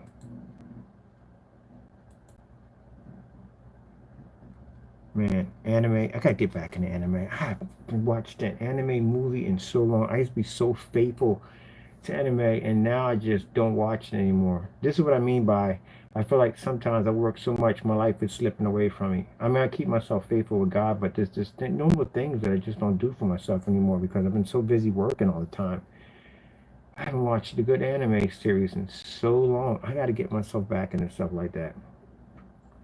I try to keep up with playing some video games here and there because sometimes you'll lose track of life, and the next you know, it just nothing seems the same anymore. You can't even identify with certain things anymore. So I try to keep up with like a little TV show series and playing some good video games, Final Fantasy, something like that. You know, even video games are fantastic. You know, I remember, and what was it? In Grand Theft Auto, I forget which one it was. It was the one with the Russian. I can't remember which one it was, but I remember me and my buddy were playing online. Oh, that's the one you could play online. And a guy was playing with his nickname was called Dog Fraud. His name was a weird name. And man, that was the best time I had in gaming. Hanging out with my buddies, we're all in games, laughing together, driving in cars, watching the sunset come down. I know it sounds weird. I don't care, no homo, whatever. But you're playing games and you watch the sunset. You're just chilling, having fun, and you're all talking together and laughing and joking. And you're talking about things about your personal life, and you're getting to know these guys and become your buddies and your friends at the end of the day. That's what gaming was for me at the end of the day. And I remember me and my buddy got in a chopper. I said, "Oh shoot, you know what I'm gonna do? Let's go to the top of the Empire State Building and let's sit and watch the sunrise in the game." And man, that's what we did. A bunch of us all got together, took choppers, flew to the top of the Empire State Building, jumped out enough to, but took a couple of tries. I kept falling off, but yeah, jumped up and watched the sunrise. Yeah, and we just sat there and just talked about life. That's it. When we played Burnout Paradise, remember when they put in Paradise City that we could cross the bridge? Everybody took their cars and they parked them all up there along the side of the top of the ridge, watched the sunset come. We all talked. That's what it was about. That's what I miss about gaming. That's what I do. I do miss that about gaming. Don't seem the same way anymore, but as I said, I try to get back into some of the things I used to do. I still watch cartoons and eat cereal. I'm going to eat cartoons and cereal to the day that I die. I can't watch anything else but the Tom and Jerry's. That's based about it. But that's what I love about the anime sunsets. Beautiful, ain't it? That is absolutely gorgeous. I don't know what it is, but something about a sunset just makes everything seem better. It's just the kind of stuff I like to watch. I have it on my computer, and it basically just shows beautiful backgrounds. You know what this is from? Fooly Cooley. You ever watch Fooly Cooley? If you haven't seen Fooly Cooley, you haven't seen nothing. I love Fooly Cooley.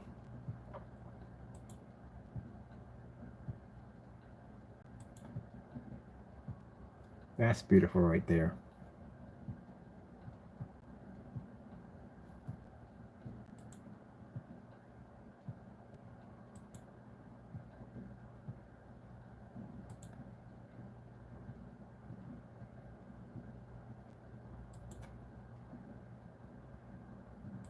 I think since when COVID hit, a lot of people now are just trying to escape what's in their head. That's what they're trying to do. I ain't saying you're crazy. No one's crazy at then. You're not crazy. It's just that some people just go through a lot of stress in life and they're just trying to escape. That's why VR for some people is everything, because it allows them to escape their reality. Yeah, for me, at the end of the day, this is what I like. I build worlds. That's what I do.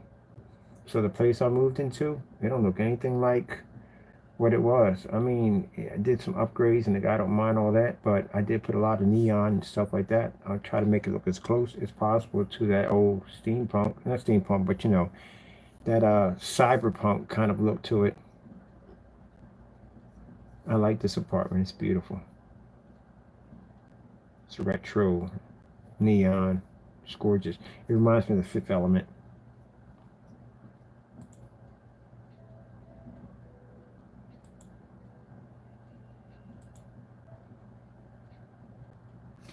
Yeah, I can see myself doing that, but my clumsy self would fall off the side of there and kill myself. Or Taco will probably jump, but he does some weird stuff at the end of the day. That's still gorgeous. Look at that, man. Oh, good gracious. That's freaking sick on so many levels. Look at the floor. That is crazy. I can literally install that in. I could design a floor like that.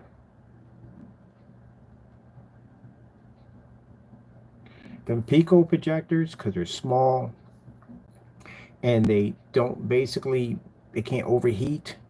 I can basically, if I, like I said, when I would do my, when I get make a chance to do my own place, I can actually make the floor a little farther down, where I can actually install projectors and plexiglass in, where I can basically have images pop up on the floor like that. Man, good gracious! And you have to have this neon light, of course, when we give away for free, because man, look at the ceiling. Gee whiz, man, that's sick, man. Boy, some PVC pipe, the whole city in black, some PVC piping and everything, and basically run LEDs all in there. Oh, that'd be freaking sick. Man, that's gorgeous. Fully cooly. I might watch those episodes again. Her on her bike taking off that she wrecked the entire city. Oh man, look at that. I love that. That tech. I love it. It's absolutely gorgeous. Gee whiz, I gotta get no holograms. I really do gotta get no holograms. I gotta see how way I can bid my technology into holograms.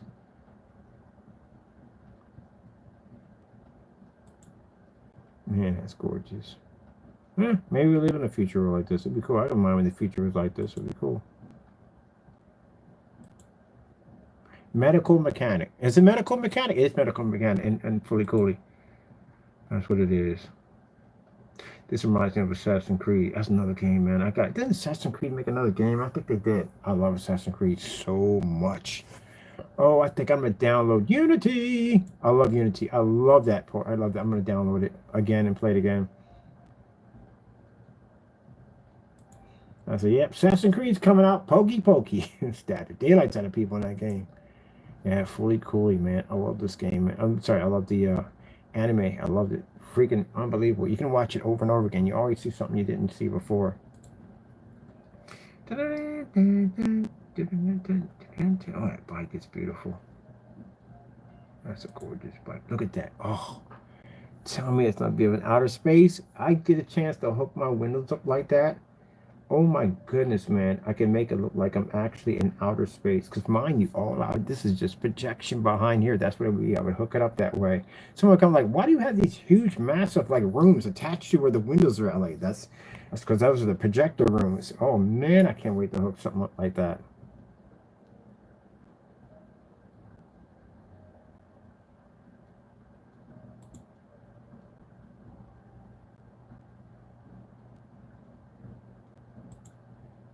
That reminds me of Jet Set Radio.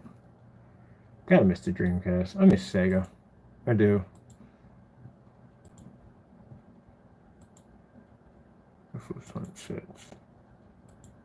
That's what I play over here.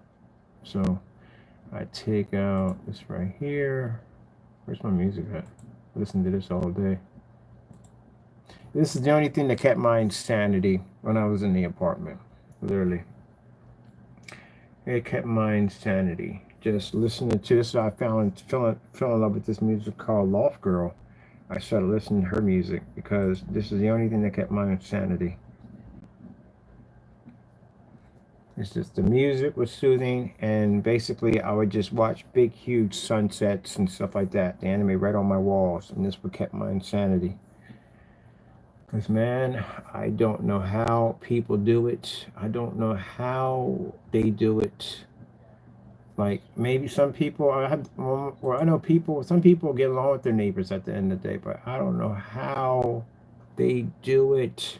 Because, man, I had these people lived over top me. I swear. It took everything it took to keep from killing the guy. I swear. That's why I said they do apartments. Man, you need to soundproof your freaking ceilings. No one needs a professional upstairs neighbor to deal with at all, period. Man, I almost lost my salvation in that place, man. Almost lost my salvation. I don't want to kill that guy on the top floor. I mean, literally don't kill him. Because, gee whiz, like, how much noise does one person freaking make? It was like they had a bunch of Clydesdales. And I'm not used to this because I've been in houses. I lived in all houses. So I'm not used to having somebody over top me, under me. I'm not. I drop something, there's no... Well, I don't have to worry about that because I got my own house. I never had to worry about that. But then when I first moved into an apartment, because I'm thinking, okay, I ain't got to worry about this, that, and the other, the extra maintenance and, paying an arm and a leg. And, man, that was the worst mistake I ever made in my entire life. Now, some people at the end of the day, apartment life is for you. You enjoy it. You're good. You got people you get along upstairs and downstairs, and your neighbors are cool as I know what. And I've seen people on TikTok and whatever where they got some really cool neighbors. Where were them neighbors at when I was living in there? Because I didn't get none of them neighbors. I got the jerks. I got the worst jerks on the face of the planet. And the thing about it was, what made it even worse, and maybe it was a good thing too, because it was a good thing that happened, but they were like coward jerks. Like, you don't even let me see you in the hallway, because at least give me a chance to talk to you so I can come. Like, look, man, we need to work out. We got to live here together. We need to work together while we live here, But they were the kind of jerks that would duck and hide and whatever, and then do dumb stuff and make noise and stuff like that. I swear, I better never. That's what I said. I gotta keep my prey on this one, because, man, if I see that joker out in the middle of the street, I'm gonna knock his head the freak off, because, man, he really got on my nerves. He got on my nerves. But God was testing my patience. He was doing a good job that day or the time I was living there. Because, man, oh my goodness. That's what I said. Now, every time I see an apartment complex, it's a complete turnoff altogether. Complete turnoff altogether. Couldn't pay me enough money to walk up to one of the places. Nope. But if I ever did get one, I would basically soundproof the daylights out of the floor because I don't want anybody to go through what I went through. So that way they can run with the kids up there. People can make all the noise they want and blast music, blah, blah, blah, blah, blah. Don't care. Nobody going to hear you at the end of the day. It's quiet. That's all. And it should be like that. But they don't want to spend the money. And this is where you get people getting into fights. People who shoot people and all that crazy stuff. A lot of stuff going on in places because people, they trigger. It's easy to get someone triggered. You heard about the guy, and I think he went too far. The guy was a chemist. And he was going up there and he was shooting a needle of some kind of poison under the door. He got the little girl sick, and he's going too far with his kids up there. You just take it out with the adults. If you got a problem with the adult, you take out one of them, you take it on a kid. But he was shooting his poison under the door, and he was getting really, really sick. And the girl almost got really, she almost died. So they put a camera and they put a fern in the corner, and here this man come walking up there, taking a little needle syringe out of his bag, and he was pumping poison under the door, and he got arrested for it. Yeah, good job, make good money at the end of the day. It ain't worth all that, but they do push you. But you got a little kid up there at the end of the day. If you got a problem, you take it up to the adult. Me and this guy would get into it. He had kids. I would never get him in front of the house where he was bringing kids in. That's wrong. That's traumatizing for a kid to see that. I just would have caught him alone and just had a little talk with him. If we went into that, then we just get into a fight. That's all to it. But couldn't even talk with the guy because the guy couldn't find him. He was dodging me. I'm like, I don't know if you had other people in the building trying to hurt you, but I'm trying to have a conversation so we can all live together peacefully. Ooh, my goodness. My goodness, my goodness. Yep. Never do that ever again as long as I live. Never. Ever. And then I look at the stories about people who live in apartments, and they were like, I wish I'd have saw them stories earlier. And they were like, my goodness, man, I got this person upstairs and blah, blah, blah. My last neighbor I got along with, but then this neighbor was something else at the end of the day. Yep. So, yeah, stuff like this. This is where I got into this music. I come out here and I see this girl sitting out here, and she just got her headsets on, and it's peaceful and quiet. Cat sitting over here, and she's just in her own little world. So it's quiet. Just like I'm in my shop right now. You hear anything? Nothing at all. My house is detached where I'm at, and my neighbor is an old senior citizen. Neighbor on the other end, they old citizens. They never come outside. I see them once in a blue moon. They're quiet as church mice. That's it. I soundproof my walls where I was at in the theater room so they don't hear jack at the end of the day. And a high neighbor, and that's basically about it. That's why I share where they walk, because they older seniors, but still very quiet. But in that apartment, oh heck no. Can't do that ever again.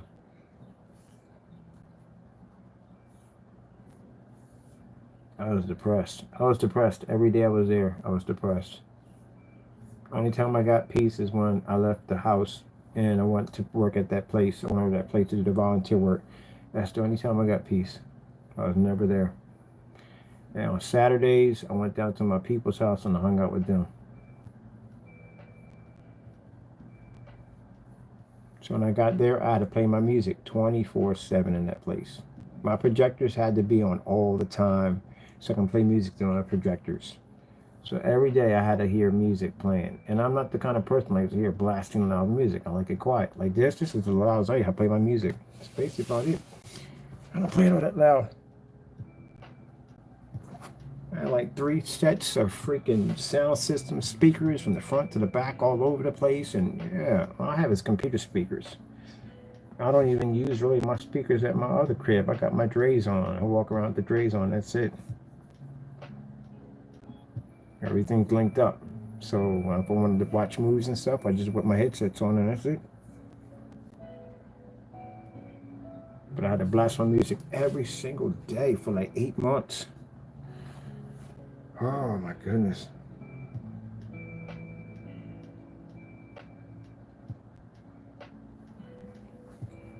Yep, that'll push you. You mean you sitting there watching you, boom, hit the floor, and you like, the first time I heard it, when I moved in there, I heard some noise. I'm like, okay, I gotta put a little sound system in here so I can drown some of this out.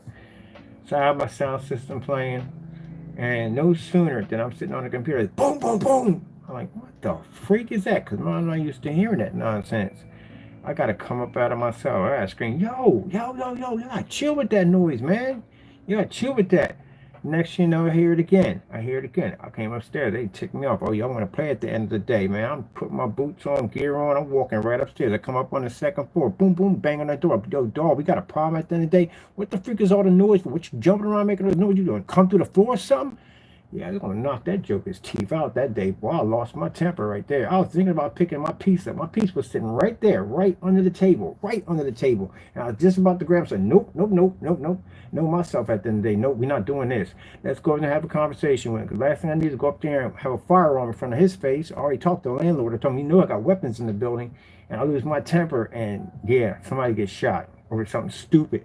So no, I left it right there where it belongs because I know myself at the end of the day. Let's not go down that road. We're not trying to entertain that. And he was quiet about it. He ain't getting mouthy, nothing whatsoever. Oh, my bad, man. You know, we dropped something, this, that, and the other. Now I feel bad because they dropped something and I'm up there being this person at the end of the day. Now I feel bad. I come downstairs and like, oh, Lord, man, I'm the kind of person I'm going to turn it into in this place. I got to get out of here. It's not going to be good. No sooner than that, same noise. Same noise again. Same noise again. Now they being jerks at the end of the day. Now you ticked off. Now you can't wait till you see this person because you know you're going to beat the living stuffing out of him because you want to see him. But I can't never catch a joker. He be dodging me because there's back doors and then he goes to the back doors. And then I seen him with his kids. I can't do anything with him. He's walking through his kids. I'm not getting involved in that way. We're not doing that. Yeah, they push you that way. They push you. I had to pray every single day in that building that the devil was on my back 24/7 pushing me with these people. That's that one person that's basically that I had a problem with. I only had one person on the bottom floor, and that was it. And he was weird. That's because he was a weirdo. But other than that, I was there to catch him because he cuts the grass for the building. So I came outside and I walked up to him and had a conversation like, oh man, we got a problem because he did something real stupid. I'm sitting in front of the window watching TV and I got my sound system on, of course, because of the people upstairs. And this guy comes up from the basement. I get in the basement, and he stood in front of my window and stared at me. I'm like, what the frick is wrong with this joker? So I went out there to have a little conversation with him because I'm not going to let you have a you're going to stare at the window at me. No, we're going to squash that right here and now. We're going to meet problems later on. So I caught him. I couldn't catch him. I looked around the building. I couldn't find him. I went upstairs. I went downstairs. I went to the basement looking for him. I couldn't find him. Because I believe in basically either we're going to talk man to man and squash the nonsense or we fight one way or another. We got to put an end to it some way or another because it's going to grow into something 10 times worse. Snipping in the butt now. I couldn't find him. So later on, he was out there cutting the grass, and I came outside, walked right over to him. I said, "My man, we got a problem." He said, "What you mean?" He said, "I seen you staring from my window. What's the problem? We got an issue?" And he was like, "No, we got no issue. At the end of the day, I was just coming outside, see if your cat was up there because my cat's in the window all the time." And I was like, "So let me get this straight. You downstairs, you're gonna come upstairs with some boxers on and flip flops to stare into my window." Found out this guy was weird. He was really weird. He was really, really weird. Like weird. But anyway, I just left it at that. That's the last time I had a conversation with him. And then later on, we bumped into each other in the hallway, and we just talked, and it was cool. It was it. We was chilling. It was cool. But he did some weird stuff, so I still kept my distance from him. Even though we was cool, we squashed it. We was cool. And I said, "Look, man, I play my system loud because the people over top me is real loud." He said, "Yeah, because I can hear them when I walk through the hallway. They were literally that loud." He said, "So I understand what you're going through." I said, "Yeah." He said, "Well, I got these drays I put on. He had the same things I had, but I had my system on because I couldn't stand the people upstairs." And he said, "Well, you just play your music. I ain't going to be there anyway because I'm working this night shift and anyway, so I'm not going to be there anyway." So to take the people off upstairs, and I know it ain't a godly thing to do, I installed speakers into the ceiling. So I turned the entire hallway that you walk into one big speaker. I literally wired speakers into the drop ceiling. When it comes down, I install an entire speaker system up there, subs and everything. So all I do is just turn my system. I can rattle their entire apartment. The entire apartment I can rattle it. But anyway, yeah, That's the kind of madness. But then, you do stuff like that, and then you feel bad about it. You're trying to fight with Satan at the same time. You don't want to be that person, but people will push you to the point where you basically will come out that person at the end of the day. And then you got to come back and you got to repent for all that, because you can't basically ask the Lord for anything at the end of the day, knowing you did something like that. You got to repent. And that's what I had to do. I had to repent. I had to pray. I said, Lord, I got to get out of here. I'm going to lose my salvation, because if I don't leave, I'm going to kill somebody. This is crazy. People got to be in this situation. And there were fights that broke out in the hallway from time to time. They were, by people making too much noise. There were fights that broke out.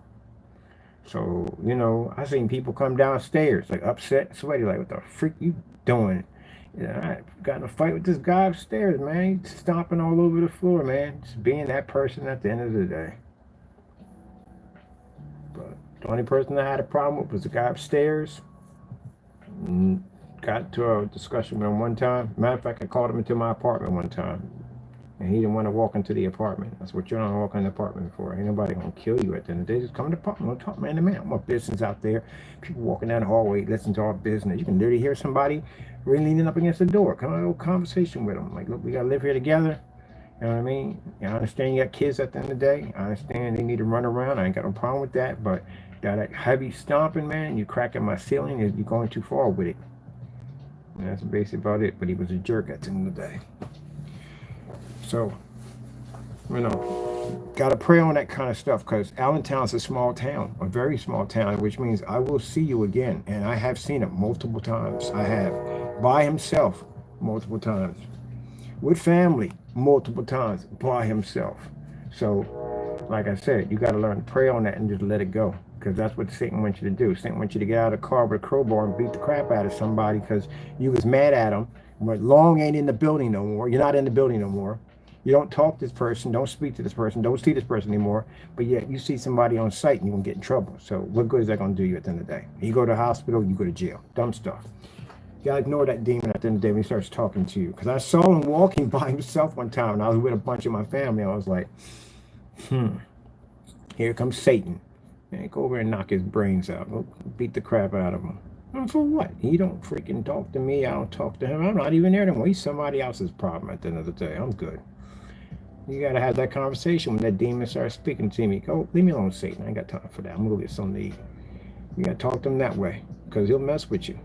Or you just going to let that slide. So you mean the time, all that time you was talking all that trash, you can knock him in his mouth right now and be done with it. Come on, man. Just go over and take care of your business. And when you call yourself, yeah, he'll egg you on. Or leave me alone. You got to bleed in the blood of Christ, and he'll leave you.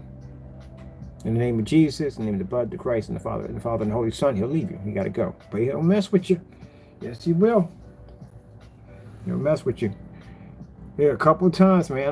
I talk to people about this, and the reason why I talk to people about this is because, again, I'm never going to be one of those Christians who's going to tell you at the end of the day that I'm better than the next man because I have God. No, I have I go through the same thing everybody else goes through. I do. When that time I got in an argument, there was a time where that guy ticked me off so bad that I went into the closet and grabbed an MK12. Yep. Because he was literally stomping on the floor. He's a big guy. He was stomping on the floor. It's like delivery, being nasty about it. And I went in there, unlocked that sucker, pulled out that MK12, dropped the drum in it. I was going to walk upstairs and blow his head clean off. I was right there halfway out the door, and I looked at the cat, and I looked at, I stopped. I just stopped. But the thing about it, his jumping around triggered off the neighbor next door, and up next to him, his kids and stuff, and he came in and he did knock his teeth out. So he invited something. You want to be evil at the end of the day, you can invite the devil at the end of the day. Because imagine if I walked upstairs and I fired a couple rounds, and then the guy witnessed me killing him. The guy was going to beat him up anyway. See what I mean? You got to basically just calm down and chill and just basically let the Lord handle it. And he got his, yeah. That neighbor came across and kicked his door in and knocked his teeth out. Because he was up there beating pots and pans and stomping on the floor. Yeah, you disrupted the guy over here. He came over and whipped his behind for it. Yep. And it came close. That's why I said I was so glad. Then I left that place, man. Satan really was pushing my buttons in that place.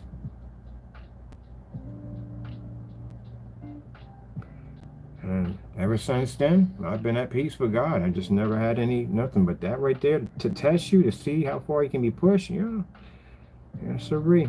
Grab that MK12 and drop that C mag in it. All my mag was fully loaded too. 45 Teflons in them suckers in there. Not 40, I mean 45 millimeter. I had the Teflon coated. I even got a suppressor on that sucker too, and shell catchers, so it don't make no noise at all. Somebody told me if I didn't get a suppressor for MK12, I was like, no way in the world, for a shotgun? He was like, yeah. I'm like, what the freak, really? Checked it up. It was when I had it installed. But I go to shooting range with that baby. That's what I do with it. I just couldn't believe that girl was 120 pounds. How you 120 pounds and you operate a shotgun? That's the first time I saw the MK12. I was like, that small girl. She was a short thing too, and it had the recoil was minimum. Like it wasn't really pushing her back or anything. I was like, wow, that's freaking cool. So I picked up one. They're real nice. I like them. Just for the shooting range, that's basically about it. But I'm glad that the Lord basically, he stopped me before I got out that door, because I couldn't believe that. He was just stomping. I mean, heavy stomping on the floor. He's a big guy. He's about 300 pounds. And he was stomping on the floor like that and banging pots and pans, being nasty. And didn't really have, like, good thing the good Lord stopped me, because when I stopped right there, I heard the guy upstairs talking about, yo, and I heard the door being kicked in, and yep, there you go. His girl was screaming. He beat the crap out of dude. You don't have to worry about it. People doing up dumb stuff, don't get involved in that. Don't worry. Something else will come get them. It always does. Just sit back and just watch the destruction. I was the worst place I ever lived at in my entire life. I couldn't imagine if the other apartment I was looking at was it was a high rise. It was a real nice apartment. It was much more expensive than that one.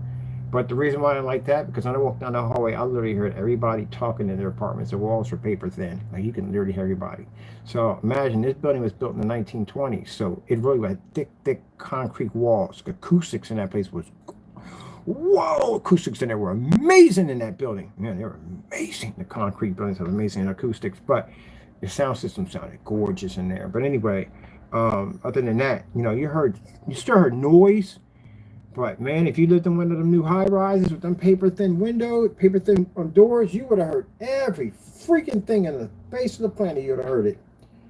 Yep. I pulled my application because I knew that was going to trigger me. It was going to definitely trigger me.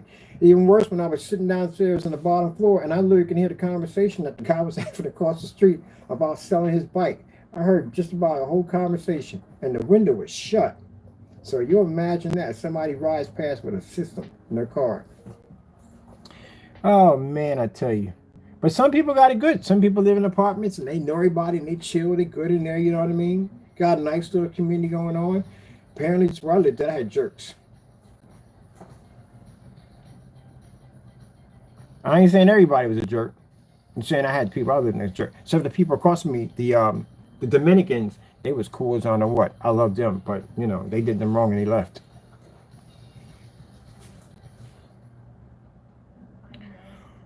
Okay. I don't want to see all this mess. I'm done with all that. I can't stand politics. In politics, I can't stand any of it. This is what I love about this. This is why I listen to this music, because of that mess I went through. This was the only thing that took me out of that horror experience. And it was my fault because I put myself there. I should have listened to the Lord. Trying to get an apartment, get everything all set up. I didn't want to wait because, I was trying to deal with the trolls talking all this nonsense at the end of the day. So I went and rushed and got this apartment. And I shouldn't have rushed and got that apartment. The day that I moved into that apartment, I threw my back out. I ain't thrown my back out like in years and years. I ain't thrown my back out. I can't remember the last time I did it, but for some reason that day I threw my back out. I went to sleep in an office chair, in the little laundry room where I was actually living at with my sister until I got my place, and that's where I sat. I spent the night on a laundry chair because I couldn't move because I threw my back out. So it was a real painful experience trying to get my stuff moved into that place, but I wasn't meant to be there. I wasn't meant to be there, and I shouldn't have moved there to begin with. Sometimes you got to listen to the Lord. Don't let other people push you into doing stuff. And don't push yourself into stuff. Just sit back and just wait. And I was in no rush. My sister was in no rush to see me leave. She was telling me that I was looking at the place, and she didn't like it too much. But, you know, I needed a place to set up, get my screen set up, start making some money or whatever. But I was making money when I was in a little laundry room. I was making money in there too. So I should have just waited. That's what I should have did. And then I wouldn't have gone through all that nonsense. I wouldn't have wasted $8,000 or $9,000, which I was paying when I was in that place, about $1,400 a month, and then dealing with those crazy people and then dealing with crazy property management and all that stuff. I wouldn't have to worry about that crap if I just listened to them. Now I got a little tiny house. Should have just stayed there. God would have probably blessed me with one of them little tiny houses. Allentown's got these really cute little houses. They're beautiful. Not that big either. About 700 square feet. Should have just basically just listened to what he said instead of worried about what other people think. Ain't that right, Mr. Taco? Taco is late. We got things to do. Oh, shoot. Been on here this long? We gotta go. Come on, bubble bag, boy. Bubble bag. We're gonna get the GoPro this summer. We're gonna be running around the bubble bag. Taco's gonna get a little camera on the back so you can see where he's going and what he's watching. And we're gonna get a camera up front. Ain't we right? We're gonna be a walking camera system. All right, people, I'm out of here. I'm gonna enjoy those sunsets here. That's basically about it, and then we're out.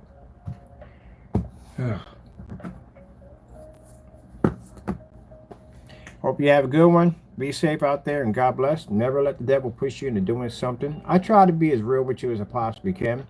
You know, maybe some of y'all are, I don't know how you feel about my stories when I talk about that I've been pushed. You know, I'm being honest with you. I'm not, like I said, I'm not gonna come out here and lie and say, hey, you know, I'm all peaches and cream 24/7, and I don't get thoughts like this, and that don't happen. But you know, everybody gets angry, everybody gets upset. You can have the most calmest person in the face of the planet. He can basically be want to kill somebody because people do dumb stuff at the end of the day on a regular basis. But you have to basically be able to control that. When somebody ticks you off and makes you angry, you got to pray and put it in God's hands, because if you don't want to end up in that situation. And I did that one already, so I'm not ever trying to do that again. And every once in a while, he does try to come back and push my buttons to try to put me in that situation, but I don't let him get that victory, because, you know, God came down here, hung himself on the cross, bled for me, so I can basically have a second chance. And he gave me a second chance, and I plan to use that second chance and never end up in that situation ever again.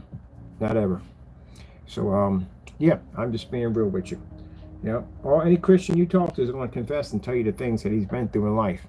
I mean, I ain't perfect, never will be perfect at the end of the day. I'm flawed just about like everybody else. I just try my hardest to walk that straight line with God and try to keep as faithful to him as possible. But I do slip up and I do mess up. But never going back down that road again, no matter what. All right, people, with that being said, I'm going to go over here and get ready to get tidied up, get out of here, and get down here and get what I got to get done. And then we'll be back down here tomorrow. Take care of, I don't know, what the frick are we doing tomorrow? Oh, projector mapping. I was supposed to do that a couple days ago. I had to rearrange the shop. All right, be safe out there, and God bless.